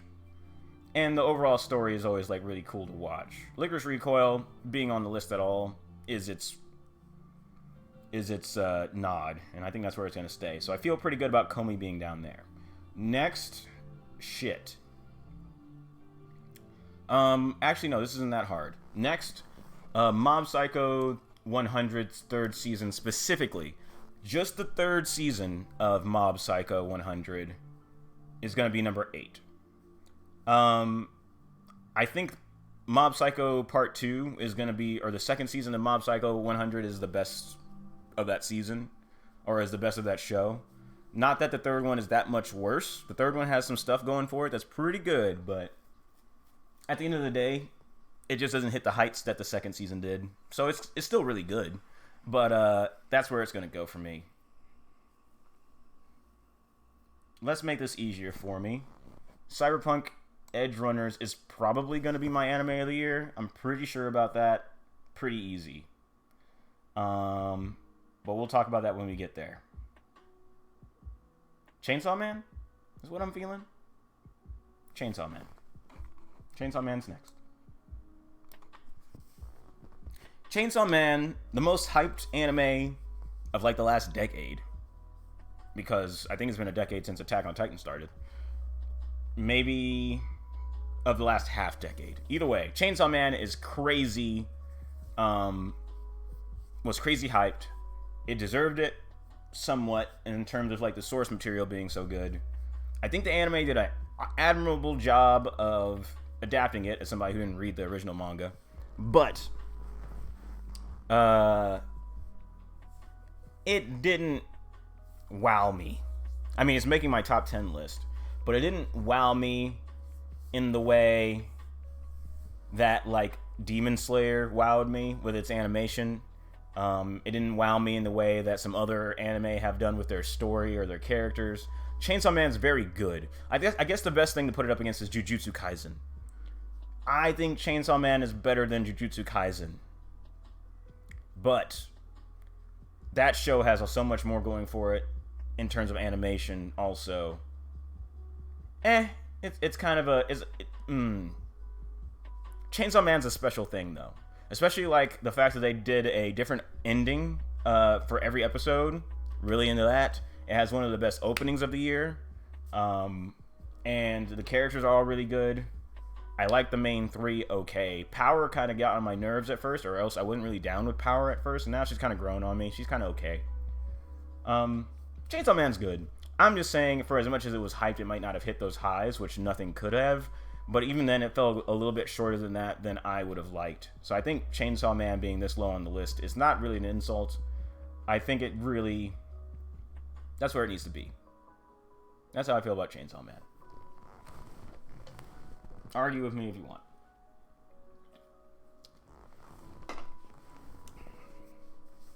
I mean, to be fair, if I didn't have a JoJo's bias, it would probably be above JoJo's on this list. Specifically for Part 6.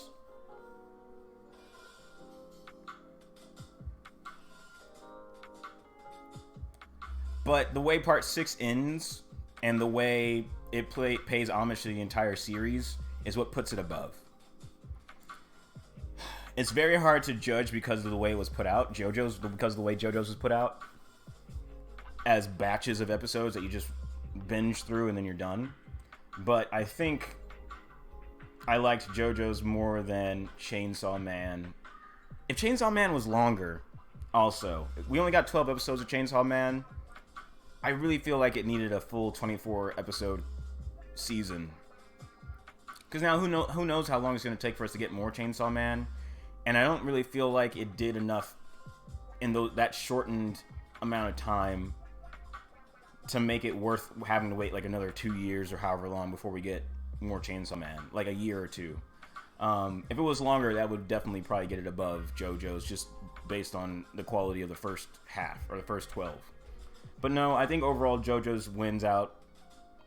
Even if we're only looking at the second season of JoJo's Part 6, which I think at this point we're going to consider this the whole part, now that it's been completed for this year. Overall, I like the first part better of JoJo's than the second part if it wasn't for the ending. I'm trying to think if I really want to leave it there. It might still even be worse than Chainsaw Man. Or at least it might be lower on this list, is what I should say.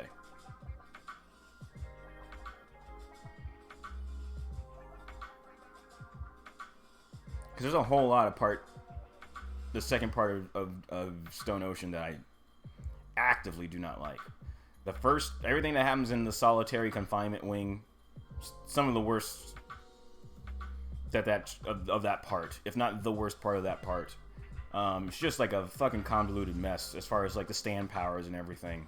Not good. And even then, without getting into spoilers, after they get to Cape Canaveral, after they get to like the NASA area, a lot of that was cool in concept, but keeping track of like everything going on there also kind of felt at times kind of like it worked, but it didn't feel like consistent in a way that you want it to.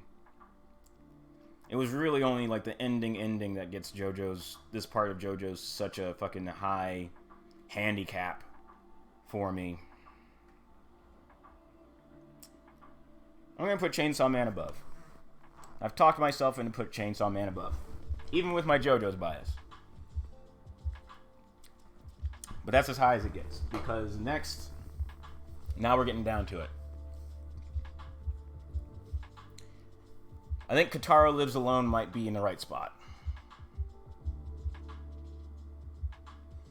Without going too far into detail on what Katara Lives Alone is about, it's about like is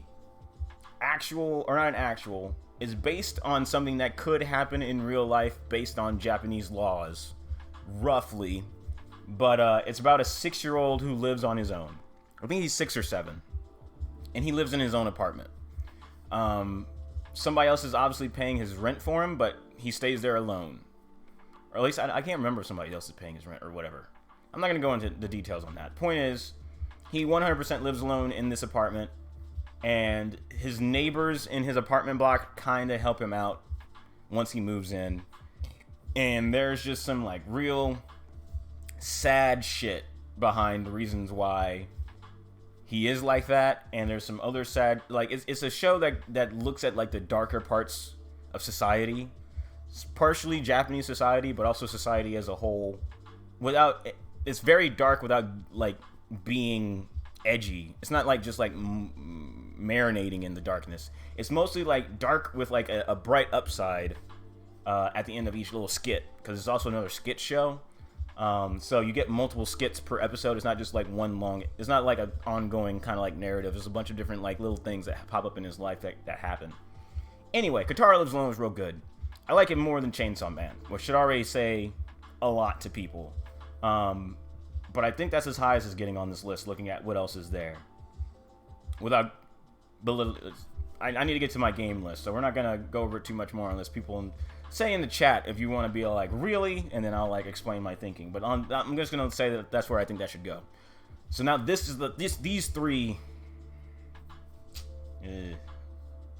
all these three. I just finished. Kaguya-sama is the thing that I finished most recently last night, and man, Kaguya-sama is so fucking good. Kaguya-sama is so fucking good. Love is War is so fucking good. Especially the way that they wrap up that story and everything they have going in the last season of Love is War. Fucking great. The only problem is Spy Family is also really fucking good. Spy Family's really good, and I'm not saying that about Made in Abyss, which makes me feel like, I mean, because Made in Abyss is really good, but I don't feel as strongly about Made in Abyss's most recent season as I did about the others. Maybe because the misery porn of Made in Abyss is starting to lose its sting. A lot of this season was good, which is why it's so high on this list. But you kind of get not numb to how bad it is, but you get used to how fucked up Made in Abyss is. So this season didn't hit as hard as far as like the lows. But it looked really good. It had some really good, had a really good concept for its main this season without going into spoilers. Had some good fights, cool new characters, fine new characters at least. I think this is where Made in Abyss is going to end up. I think this list kind of might have ended up in order. The real fight. I thought Made in Abyss was going to put up more of a fight, but I feel pretty good about where Made in Abyss is. So now, Spy Family versus Love is War. Two of the best comedies of the year. I love them both a lot.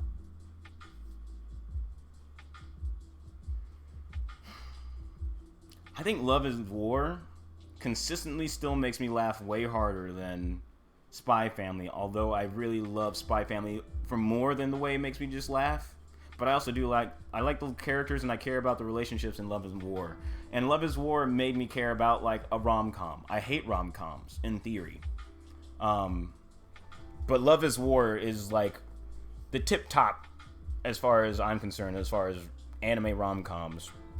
You don't get any better. Spy Family's not really a rom-com as much as like it's more of a sitcom than a rom-com. But Spy Family is also still really fucking good. As far as like consistency of writing and characters and visuals, it also has some really good visuals for a comedy. I think Spy Family, but Spy Family doesn't do as much. Like Love is War visually also, like animation wise, does so fucking much. Love is War, especially this latest season, I think this is the list. I think this is my list. I didn't expect my list to go this way. I didn't know Spy Family was going to end up higher than Made in Abyss, but thinking about it, I feel good about this list.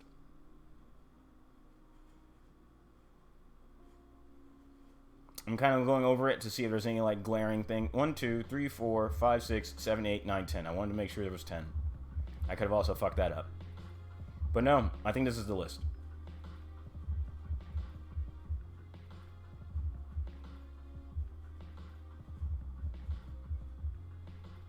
Yeah. Yeah.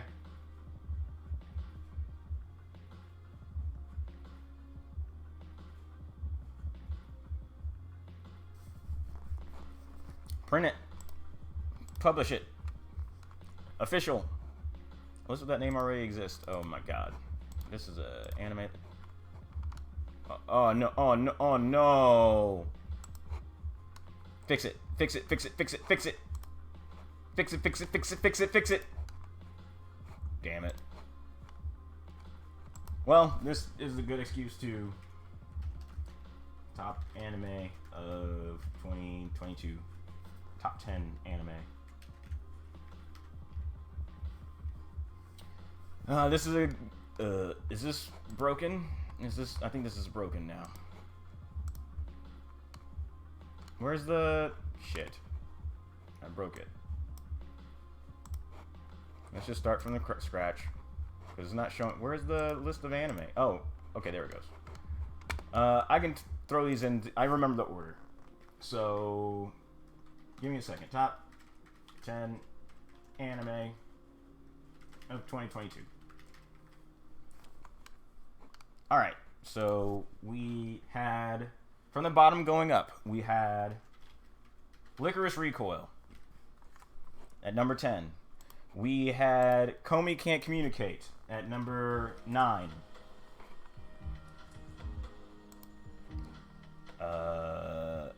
Should I put let me put the second season in there, even though, just in case I put the first season in before, whatever. Oh shit, they're gonna go from, okay, just so I don't have to, we're gonna go from the top just so I don't have to, oh my god. I don't have to keep reordering the list. I'm gonna go from the top now. So, at the top, at number 1, Cyberpunk. Edge Runners. I didn't even talk about Cyberpunk. Why did it put it at the bottom now? I thought you were putting it at the fucking top. Alright, now we're going back to the bottom.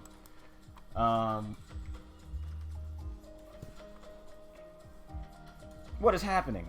I didn't talk about Cyberpunk Edge Runners. If you need to know why Cyberpunk Edge Runners is the anime of the year, watch it and you'll know. Done. Done. It's the best anime of the year. Above Comey Can't Communicate, Mob Psycho. Okay, where are you gonna put this list? At the bottom? Okay, so I shouldn't have done these first two. And I should have... Whatever. It doesn't take that long to move it. Above Mob Psycho was... Chainsaw Man?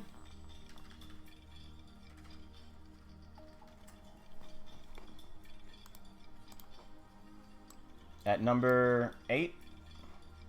10, 9, 8, 7. At number 7, Chainsaw Man. JoJo's at number... Oh, wait, no. Chainsaw Man was above JoJo's.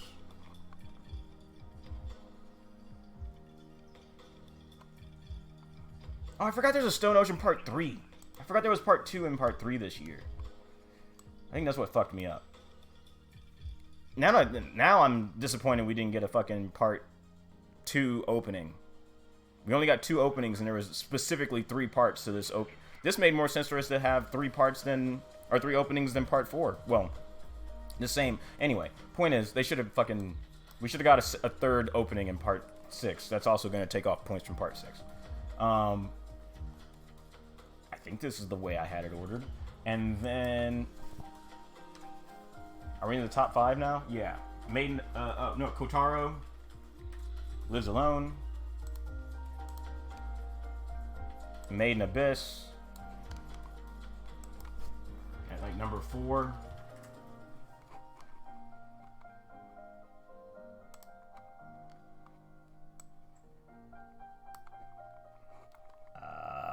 Spy Family. Oh, I fucked up.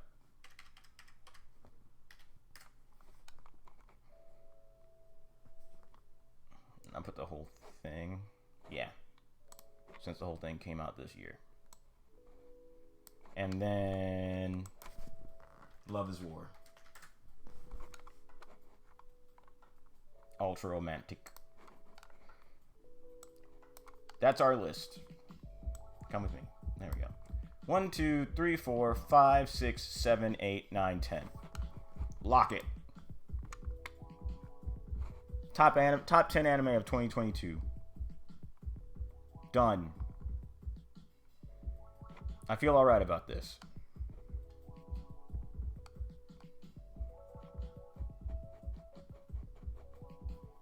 Part 6 of JoJo's being this low on the list, or at least this part of the season, pretty sad. But that's fine.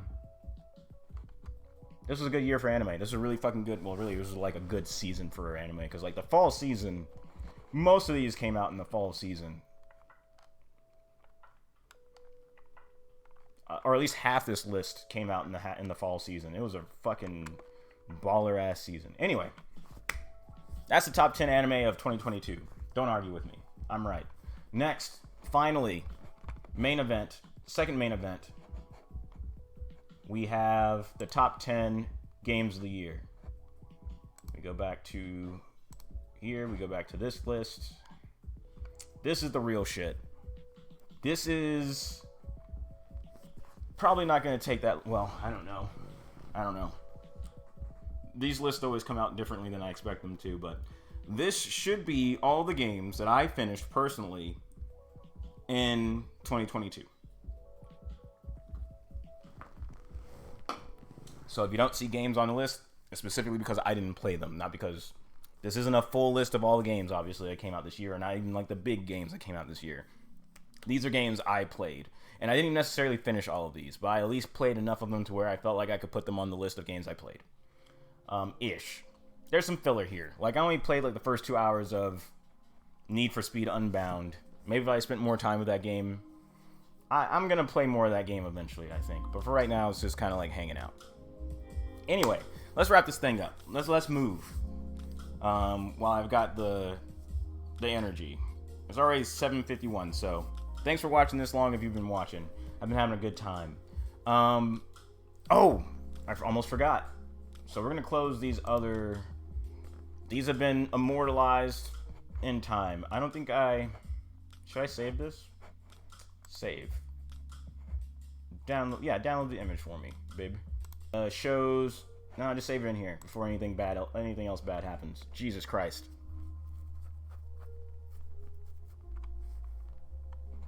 It's a good thing I don't need money from this, otherwise I'd be a lot more worried about that. It's mostly just hilarious. I wonder if I can edit that out of the archive. I'll find a way. I'm pretty sure I can. If not, then fuck the archive. I'll just start it from here, and then these are the top shows. This should hopefully just go back to the same place.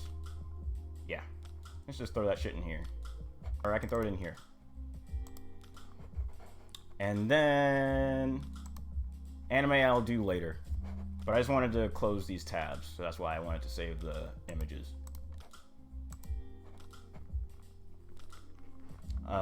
Okay.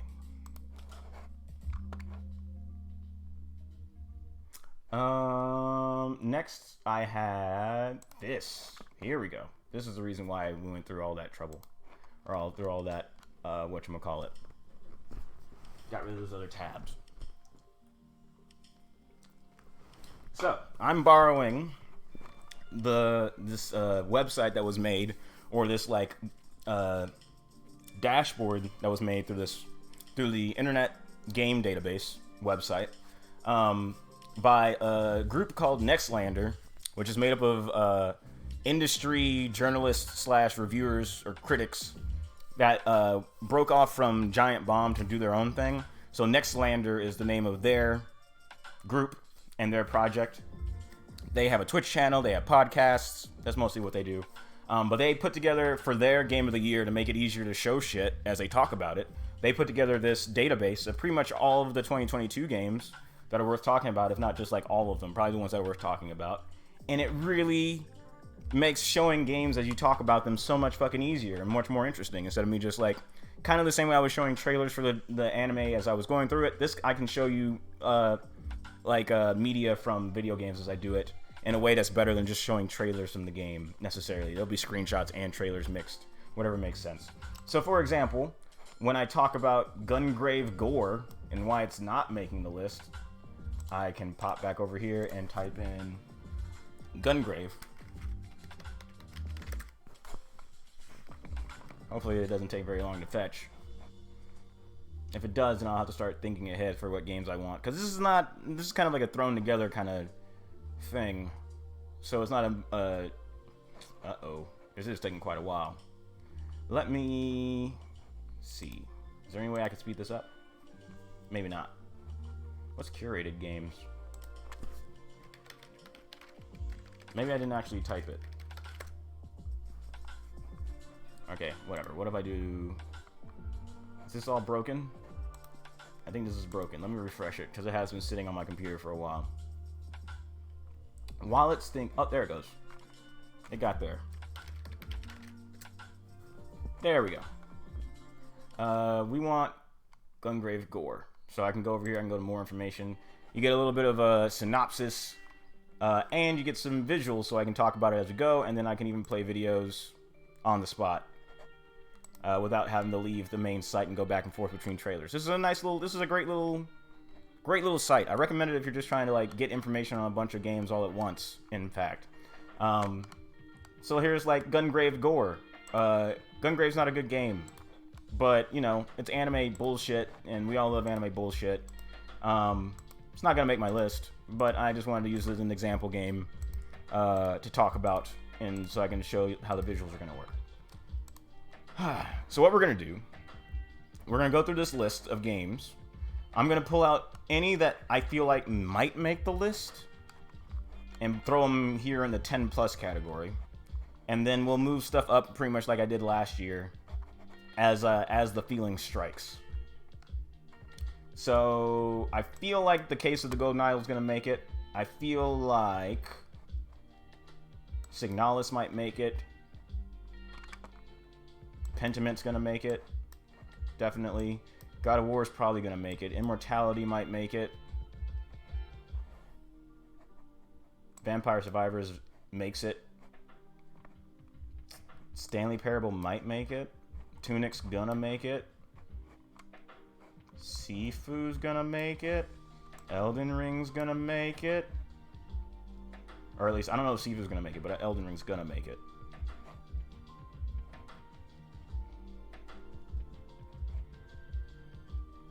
Stray's not gonna make it. Fuck you.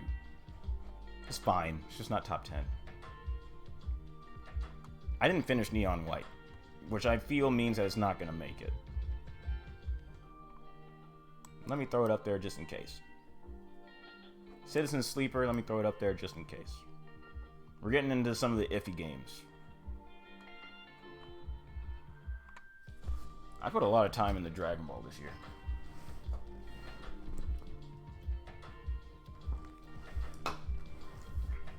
I don't think Cult of the Lamb's gonna hang. I liked Cult of the Lamb, but I don't think it's gonna hang.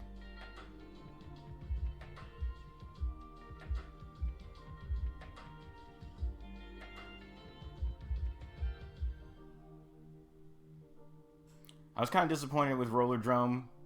Arcade Paradise got boring after a bit. Card Shark stays pretty good, but it's not gonna make it. Teardown is not going to make it, but it's pretty good. Melatonin was a disappointment.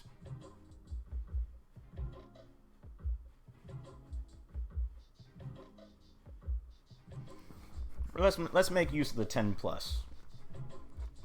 We're going to throw some other games down here in the 10 plus category behind we're going to do like the honorable mentions also as part of the 10. That's why it's 10 plus. It's going to be the top game is going to be the 10th on the list, and then everything else behind is going to be an honorable mention.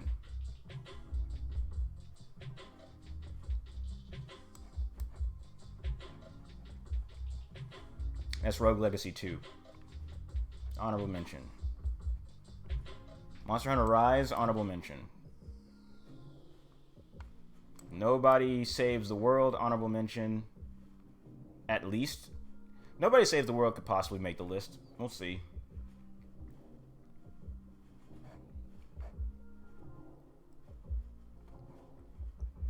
Rumbleverse should have been on this list, man, but Rumbleverse just couldn't get its quests together.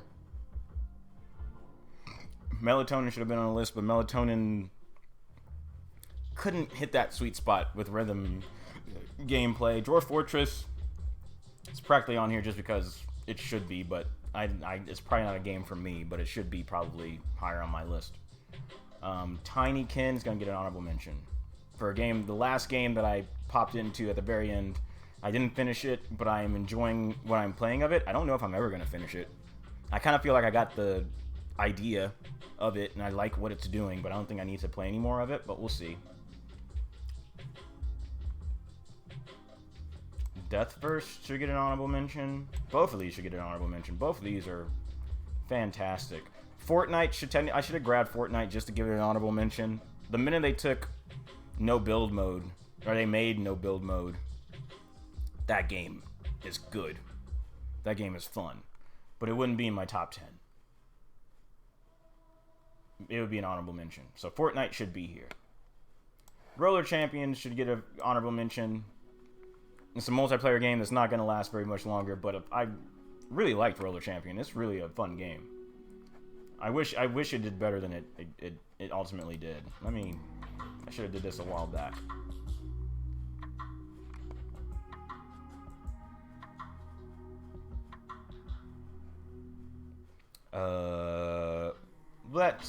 I think that's it. Evil Dead's pretty good. Midnight Ghost Hunt gets an honorable mention. I really like Midnight Ghost Hunt.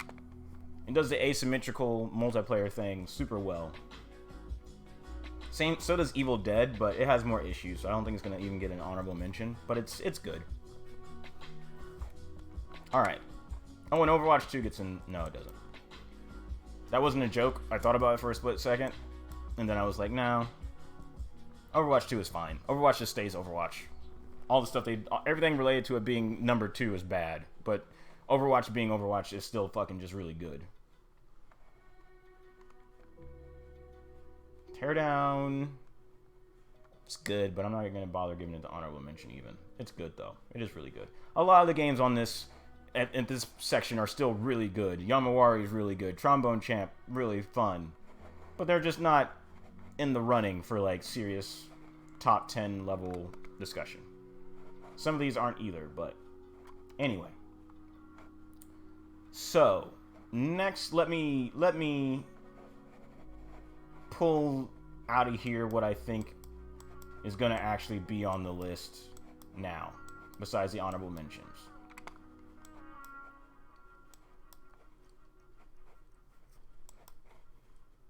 So we're going to end up moving one of these back down, because I don't think any of these are number 10. I should have liked Neon White more than I actually did. I like Neon White, but I got what it was doing, and I hear the story isn't very good at the end to finish it, and I didn't finish it. I got like halfway through. I'll ultimately finish it at some point. I think it's good, but if I had friends that I was playing Neon White against, leaderboard-wise, I think I could have enjoyed Neon White. Everybody else loves Neon White because they had a bunch of other people playing that they could try to beat on the leaderboards, and I did not have that. So playing Neon White, not caring about your leaderboard, it's good, but it's not as good.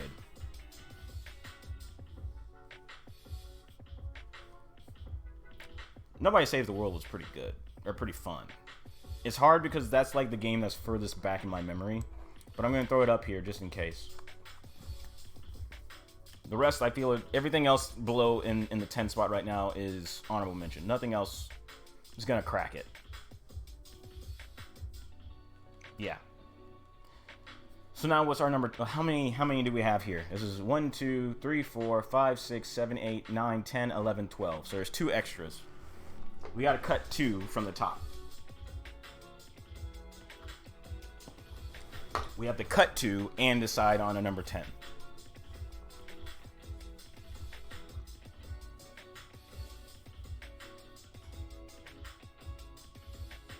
I think Immortality might end up getting cut as an honorable and becoming an honorable mention.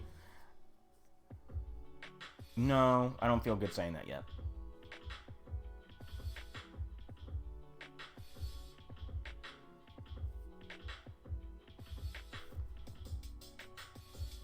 I guess Nobody Saves the World gets cut.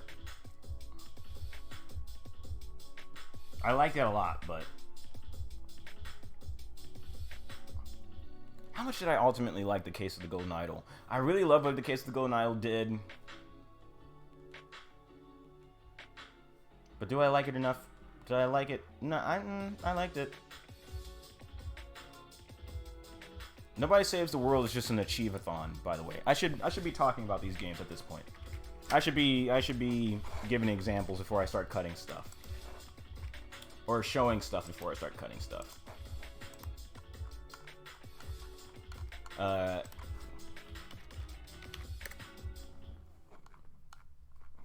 Okay, fine. I thought I could get away with just typing in nobody. But apparently there's a lot more games than I thought. Nobody Saves. There it is. Nobody Saves the World is a game... Oh, did they put out DLC? Is Frozen Heart DLC for fucking Nobody Saves the World? I'll play the fuck out of that. I think. Maybe. Anyway, the point is, Nobody Saves the World is like a dungeon crawler along the vein of like a Diablo, except you're not getting loot. You're a shapeshifter who can change into forms. You can become a horse, you can become a zombie, you can become a mermaid, and the whole thing is you use the abilities. You level up the abilities of one of your forms to the point where you can mix and match your abilities with other forms. So even while you're transformed into a turtle, you can have the speed of a horse, or you can have some of your attacks that you had as a horse saved up. And that lets you mix and match your different abilities to get through the different scenarios that they set up for you in the dungeons, to beat certain bosses, to get through certain enemies in a really fun way. It's a very straightforward, simple game, but it is good. It is really solid, especially for that time of year when there wasn't really much anything else going on. It's a good game, but it's not gonna make the list. This is a rough list, and I think that's the only reason why it's not gonna make it. So I'm gonna drag it back down to the honorable mentions. So now we have 1, 2, 3, 4, 5, 6, 7, 8, 9, 10, 11. We need to cut one more. This cut's gonna come down to... Did I like Signalis that much? So Signalis, I played on stream. That's not the button.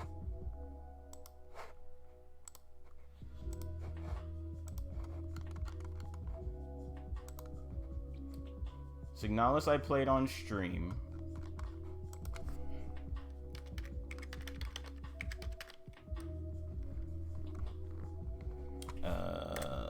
It is a survival horror game with that does some really good things, cool things visually, puzzle-wise. I think the difficulty of its puzzles were just right. I think its environments and its maps and stuff were done just right. It has a good aesthetic, it has good controls, it has good environments and enemies and management, inventory management. Does everything like pitch perfect for a survival horror game, really, in this day and age of this type. Only thing is, its story is super obtuse and meant to be abstract, and you kind of gotta put together what's going on with some barely there bits and pieces. It's one of those games where you only have like a vague understanding of what's happening, and there are only theories for actually what's going on. But it's a very cool game in that time. Just the right length of game, I think. It didn't overstay its welcome. I think it could make the list, man. Looking at the visuals and stuff again, maybe it's the number 10 on our list. Maybe Citizen Sleeper is the one I let go. I think Citizen Sleeper is probably going to get cut.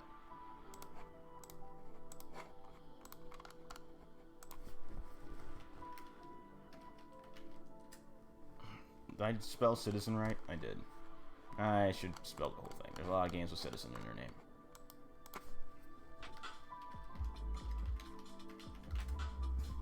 There we go. Citizen Sleeper is a... It's not really a roguelike, because it's more story-based than that. It's like it's a role-playing game in the vein of like tabletop RPGs where you're rolling dice for all your decisions. Let's put on the video. The art style is really good. All the art in this game looks really pretty. You play as a... So you are somebody's clone that was meant to do work while they are asleep or they're somewhere else in the universe. They pretty much clone you, and then your clone does all the work while you do what you need to do or whatever you want to do. And I think you get paid for whatever work that your clone does. But you play as a clone that ran off and is trying to get away from the company that made it. So you get onto the space station, and it's mostly story based. Like there's a lot of text boxes, there's a lot of like talking to people, and you. But all of your decisions, you're just trying to survive in the very beginning. You're trying to find a place to live. You're trying to find work. You're trying to find money on this spaceship, as you're trying to also run away from the company that is coming after you to get back there. You are considered their equipment. You're considered their property, and they are trying to get you back. But all of your choices are made by dice rolls that you can kind of whatchamacallit, budge this way or that way. Like you roll like 5 dice per day, and you spend those 5 dice rolls, however they ended up, doing different stuff throughout your day. So you can use your 6s to do stuff that you 100% want to make sure it goes right. You spend your low rolls doing stuff that is a little bit more risky, that you don't mind maybe not going as well, that kind of a thing. It sounds more complicated than it is, but it's a very good game. I finished it. I enjoyed it a whole lot earlier this year. When did this game come out? Do we have a release date? We do. This game came out in the first half of the year. Late in the first half of the year. I liked it a lot, though. But I don't think it's going to make the list. Let me see what else is... This is rough. I think this is a discussion between Signalis, Citizen Sleeper, and The Case of the Golden Idol. I think everything else is a lock for... Well, in Immortality. Do I really want to put... Immortality has got to be number 10. The fact that I am thinking so hard about losing it, but I really like what Immortality did for FMV games, the format. So I want to reward that by it being in my top 10, but it's not going to be higher than 10. So now this turns into a discussion of what would I put above Immortality and what would I put below. Just real quick, so I don't have to talk about it again.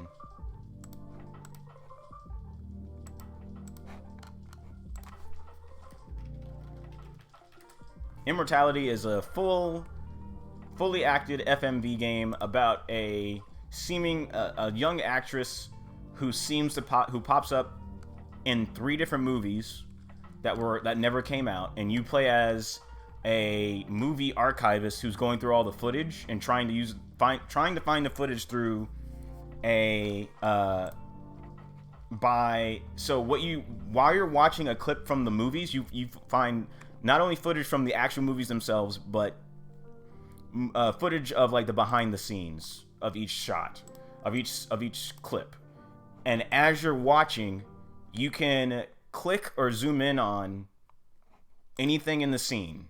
It can be an object, it can be a face, it can be a part of a person's face, it can be a hand or a leg, but you can zoom in on a part of what's going on, and then the game will match cut you to another clip with that exact same thing in it. If it's an actor, it'll randomly give you another scene with that same actor. If it's an object, it'll randomly give you another scene with that same exact object, or a similar object. If it's like a candle, another scene with a candle in it, for example.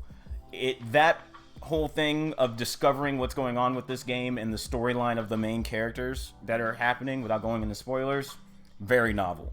I want to reward that. It gets number 10 on my list as far as games of the year, but it's not going to get any higher. So that is going to go here. So the question is, did I like Citizen Sleeper more than Signalis or Case of the Golden Idol? These other ones are a lock. These are going to make my list. I know that.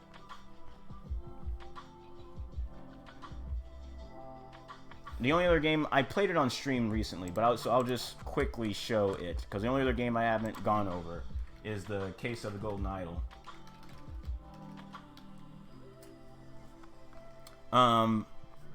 It's a bite-sized detective game. A bite-sized, besides detective, there's another word for it before it. But I think it's a format that works really well. So instead of a game like Case of the Obra Dinn or Paradise Killer, where you have a game-long mystery to figure out, this has the same concept, kind of, but it makes it into bite-sized vignettes for you to do. So you are looking at these screens that are slightly moving, but not really.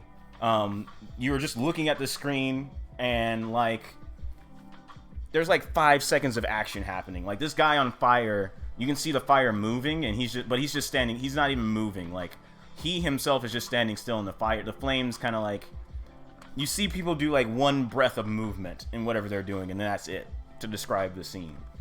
But then you're clicking on stuff, and you get to see, as you click on people and objects, you see what's in their pockets, and you can read whatever's in their pockets. And you're pretty much just getting information from the scene to fill out this screen where you have to fill out, oh, this person killed this person by doing blankety blank, from just deducing the information in the scene. I mean, I could show a video so it could be a little bit easier to understand, but the point is, this format of, hey, you only get one scene, figure out what's going on in this scene, and then you're done for right now, is a really good format. Because it means that it's almost like a crossword puzzle of the day, or like a singular puzzle you can do over a stretch of time without getting too overwhelmed or feeling like too locked in too long. So I can just pop in, do one of the cases or do one of the days, pop back out, and then I'm good for the day. I can do one of them a day and it feels pretty good. I like the format a lot. And it's the right length. It's not too long. And the overall mystery and the thing that you're solving is pretty cool. It has a nice twist at the end that you figure out on your own. And this is all, the storyline all happens around this golden idol that has mystical powers, without going into the details. But it ruins the lives of everybody who comes into contact with it, pretty much.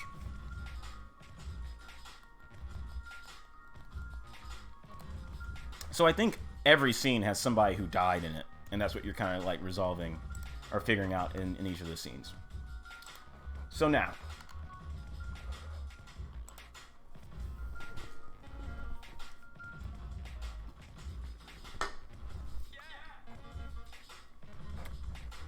we have to make a decision.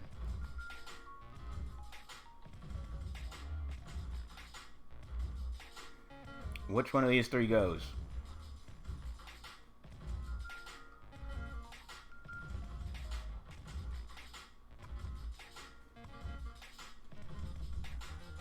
This is really hard. This might be the hardest cut. I feel like everything else is going to fall into place after I do this.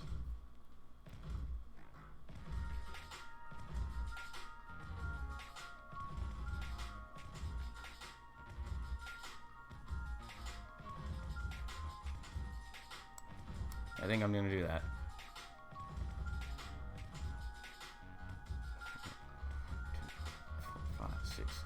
Eight, 9. Yeah, we have to cut another one. Right? No, that's it. No, okay, no, wait. I only have to cut one of these. I thought I had to cut 2 of these. I only have to cut 1. Citizen Sleeper.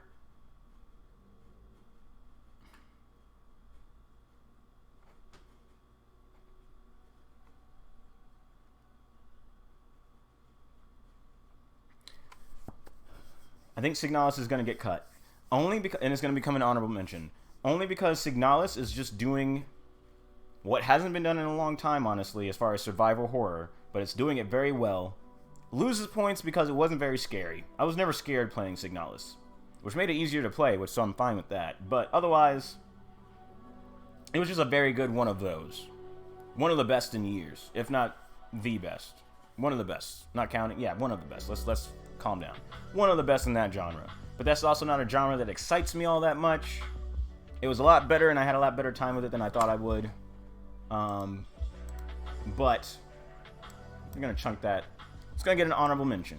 It's gonna get the top honorable mention. 1, 2, 3, 4, 5, 6, 7, 8, 9. This is our top 10. We just have to order it now. We're locked in. Immortality is number 10. Everything else behind it in this list, honorable mentions. You should check out any of these games. Give them a looky poo. I'm not gonna go over them individually. They're all great. Card Shark is a really interesting. Was a lot better than I thought it was gonna be, or a lot more involved than I thought it was gonna be. As far as like you just play as a guy who's doing card tricks or cheating in card games, but they have so many different ways that make you actually involved in the cheating without it getting overwhelming. It borders on overwhelming at the end, but the difficulty curve is just right on the shit that you're doing. It was really cool. I'm happy I finished it, and it has a lot more going on story wise than a game like that normally would, and it has good visuals. I'm not gonna go over to it, but it is maybe I will. It's the last one out of this list. It's the last one I'll probably look at directly, because this is what this is all for. I'm not gonna use this for the games that everybody knows already, but I also played a lot of it on stream, so you should at least have an idea what it looks like from there. It also has a pretty good art style based on the time period that it takes place in, like 1570s France or some shit. 1750s France, probably more like it.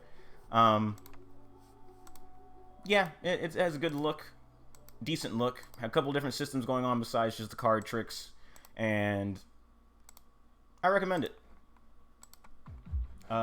Anything else on this list I should point out? I should show Tinykin. Tinykin seems like it's just going to be a Pinkman. It seems like it's just going to be Pinkman, but, you know, for everybody else instead of Nintendo. But, oh, Tinykin. But it's more than that. It manages to chart its own territory, especially with the visuals.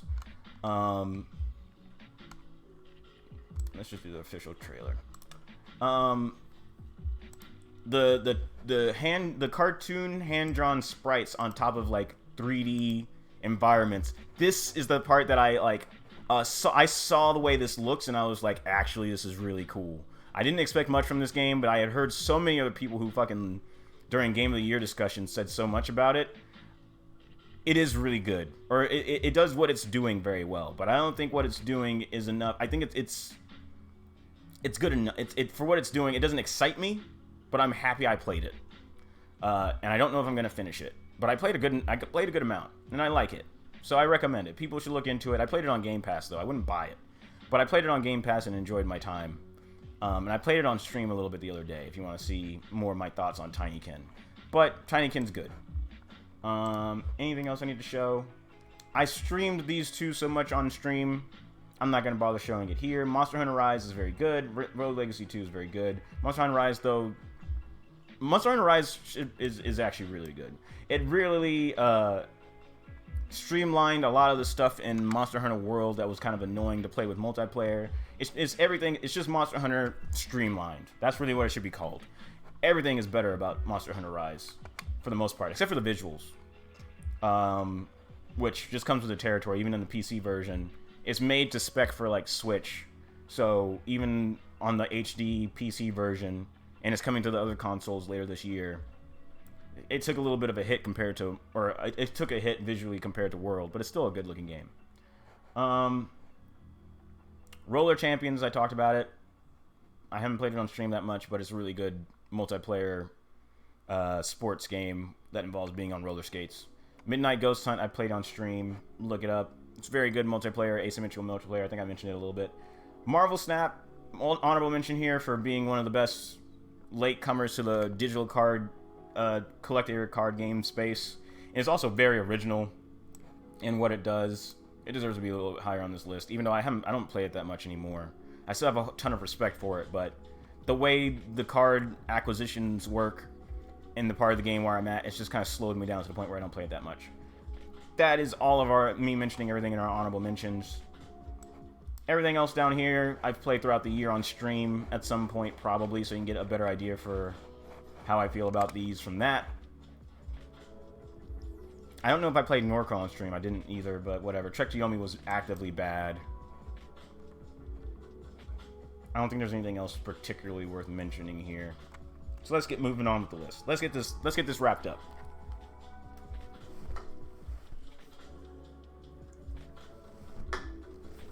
The only other game I'll probably have to show some of, and I might as well get it out of the way now, so we can just focus on the list. Pentiment.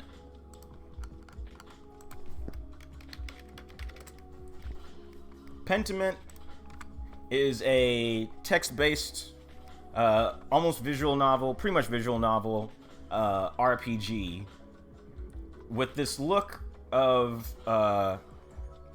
super old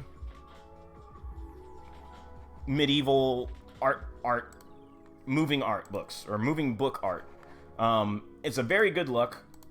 It works the whole time, but also like the main. It also has like the way that the text, the font of the text tells you like the intelligence of the person, or the perceived intelligence or standing or class of the person. The fancier the text, the more well off you think that person is in your view.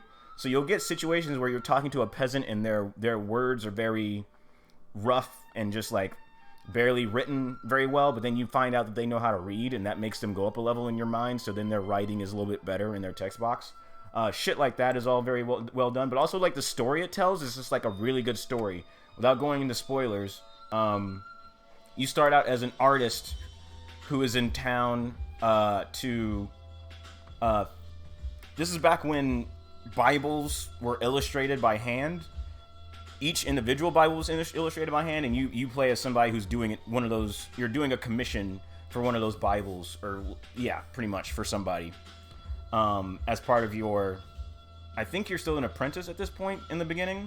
Yeah, so you're doing it to finish your apprenticeship, and the point is, story-wise, you're doing that, and turns out there's a murder that happens, and you're kind of doing the murder investigation detective thing. But that's not really the point of the game as a whole, even though that keeps happening without getting into spoilers.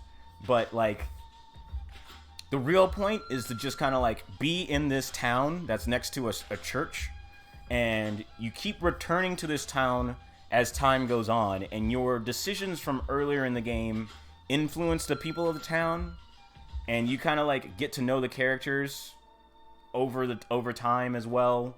And the story that's told ends up being just really interesting and having a nice ending, a cool ending. I'll say cool ending to it. I really like Pentiment, which is why it's still on the list. It's one of the top 10 of the year. But talking about it now, it might, and that's probably the last one that I really need to like show. The rest of these, you get it, kind of. I might have to show Vampire Survivors, but for right now, when we get there, I'll show it. Pentiment is probably number 9. No, I like it more than the case of the Golden Idol. The Golden Idol is probably... Wait, oh, and Citizen Sleeper still made it. Okay. These three are all in the same realm of not action games, which is why they're at the bottom of my list. Ish. Stanley Parable is also down there. So, what we're going to do is... Pentiment, I like the most out of those games. So it jumps up there. So now I just got to figure out... between these two, which one I like more. I like Citizen Sleeper more than Case of the Golden Idol, but Golden Idol gets a solid 9. We have done it. That's where that is. Let's move these up.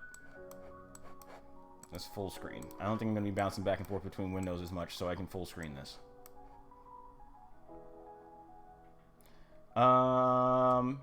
Next.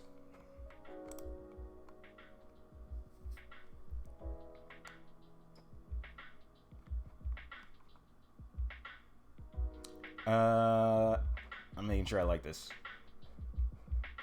I do.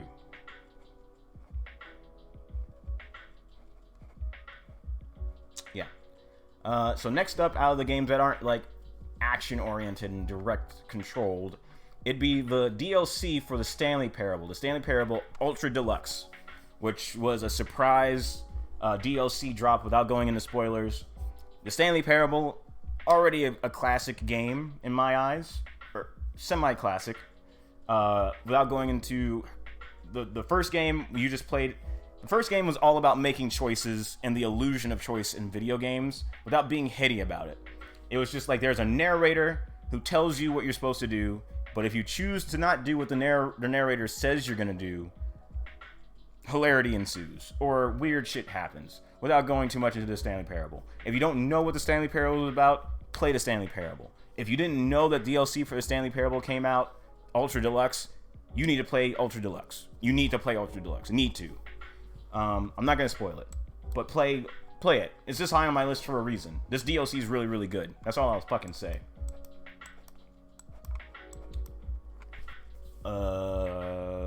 So looking at the rest of this list,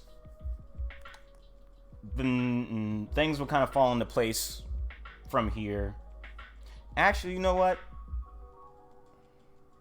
God of War.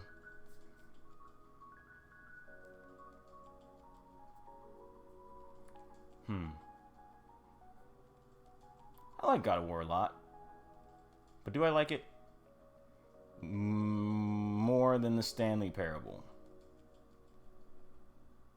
Yeah, I think so. But I think it's actually going to end up kind of low on my list. At least low respectively. I think it might be next. Looking at these, as far as how much I liked God of War.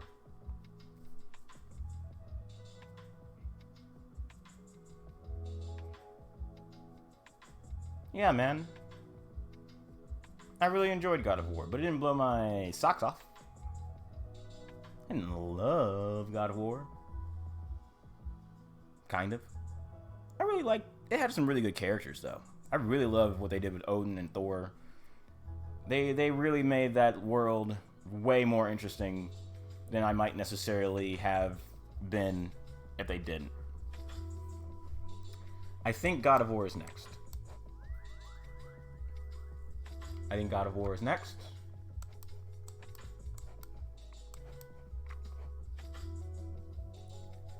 For me. Remember, this is me. Because looking at the rest of this list, you're like, what the fuck are you doing? I'm not saying that's how.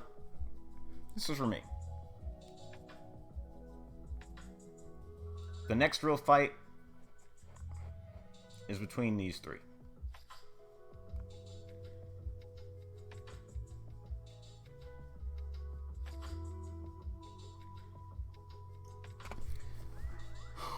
I like Sifu a lot. Sifu has some issues. But it's my kind of game, though. Same thing with Tunic. I appreciate Tunic for what it's doing, but it's not doing as much. I think Tunic's next. I really liked Elden Ring, I guess. Yeah. I think the rest of this list just formulated in my head. I wasn't sure, but I think...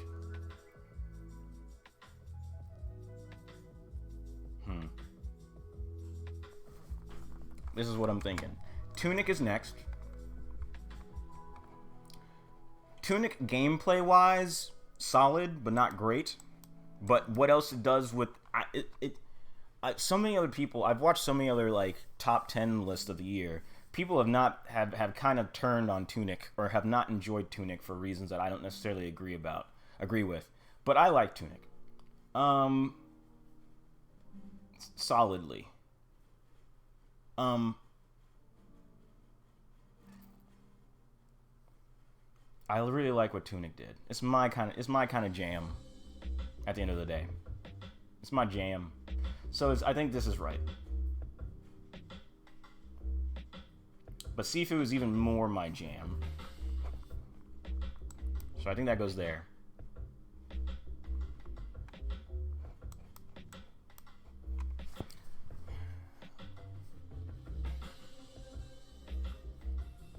And then this next decision, this top 3 is really what we're talking about here. I know Vampire Survivors has gotten higher on this list than anybody expected, but Vampire Survivors is really fucking good. Really fucking good. I almost thought it was going to be my game of the year, by the way. I wasn't talking about it. But now, thinking about it, I don't know if I want it to be my game of the year just yet.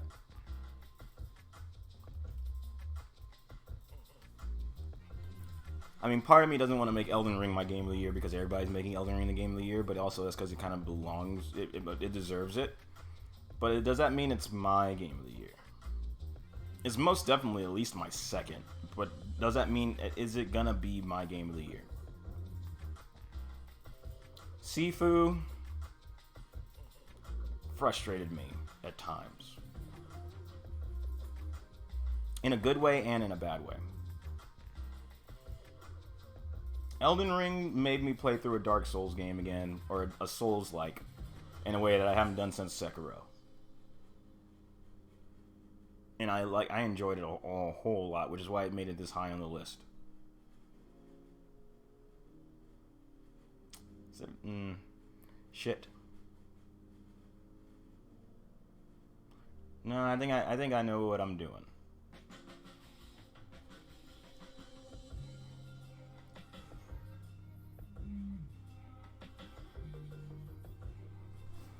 All right, we're done. Elden Ring is going to be my game of the year. I didn't think it was, but thinking about it seriously, in terms of hours of enjoyment, in terms of impressing me, in terms of everything all around, I think Elden Ring also has to be my game of the year too.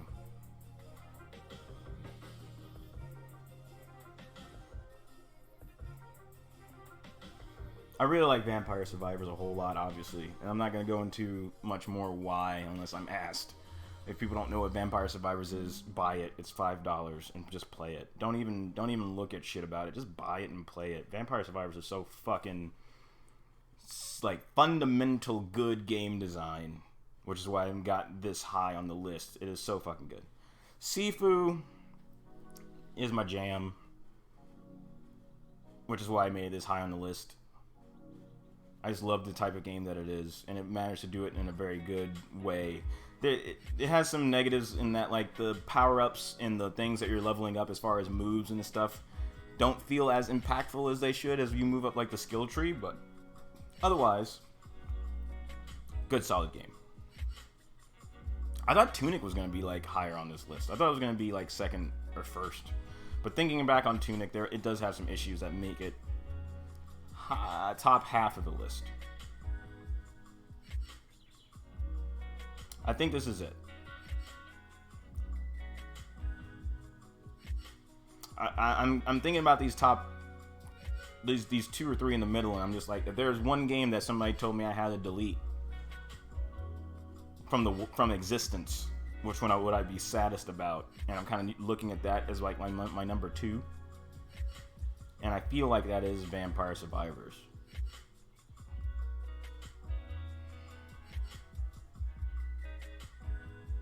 I think this is the list.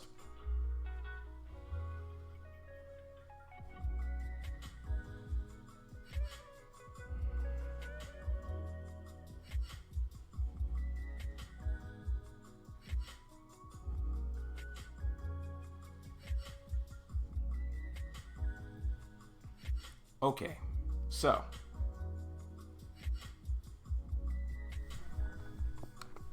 I think that's it. I didn't even know Citizen Sleeper was gonna be on my list. That's what makes doing these top 10s interesting.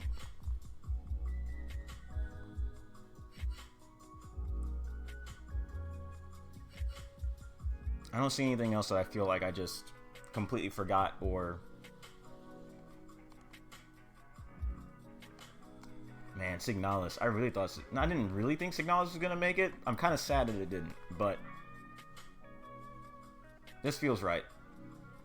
This feels right. So, let's finish it by locking it in. Going up the list. The 10th best game of 2022 is Immortality. The 9th best is The Case of the Golden Idol. The 8th best is Citizen Sleeper. The 7th best is Pentiment. The 6th best is The Stanley Parable Ultra Deluxe. The 5th best is God of War Ragnarok. The 4th best is Tunic. 3rd best is Sifu. 2nd best game of the year is Vampire Survivors. And my game of the year for 2022, like everybody else on the goddamn planet, is Elden Ring. God damn it. And that's the top 10 extravaganza for 2022. I keep looking at my mic as if it's a camera. Thanks for sticking it out for this long. I'm sure my camera's been in the worst place for... No, did I move my camera? Whatever.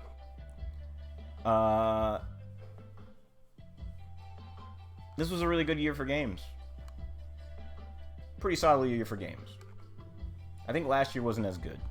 I think this year was a really good year for games. And now here we are in the new year. It's already the 1st of January 2023. I look forward to being able to just fuck around and play whatever I want without having to like feel like I have stuff I need to finish and know and do.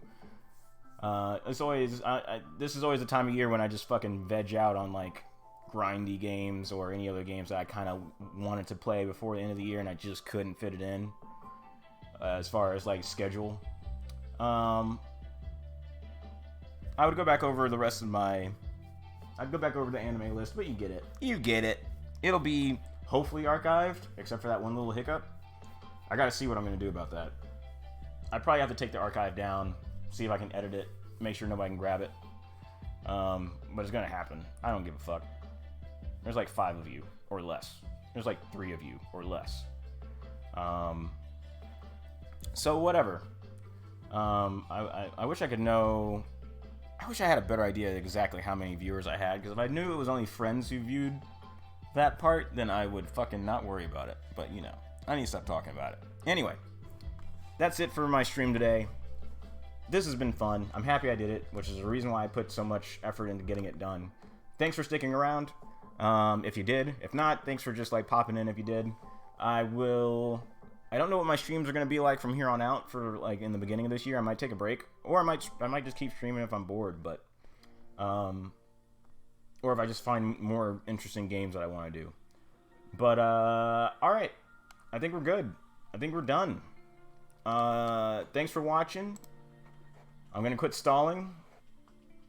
I hope everybody has a happy new year. Oh, yeah, my shit was in the wrong place. I should have moved that while we were going over the final list. But whatever. You get the point. Anyway. Talk to you guys later. Bye-bye.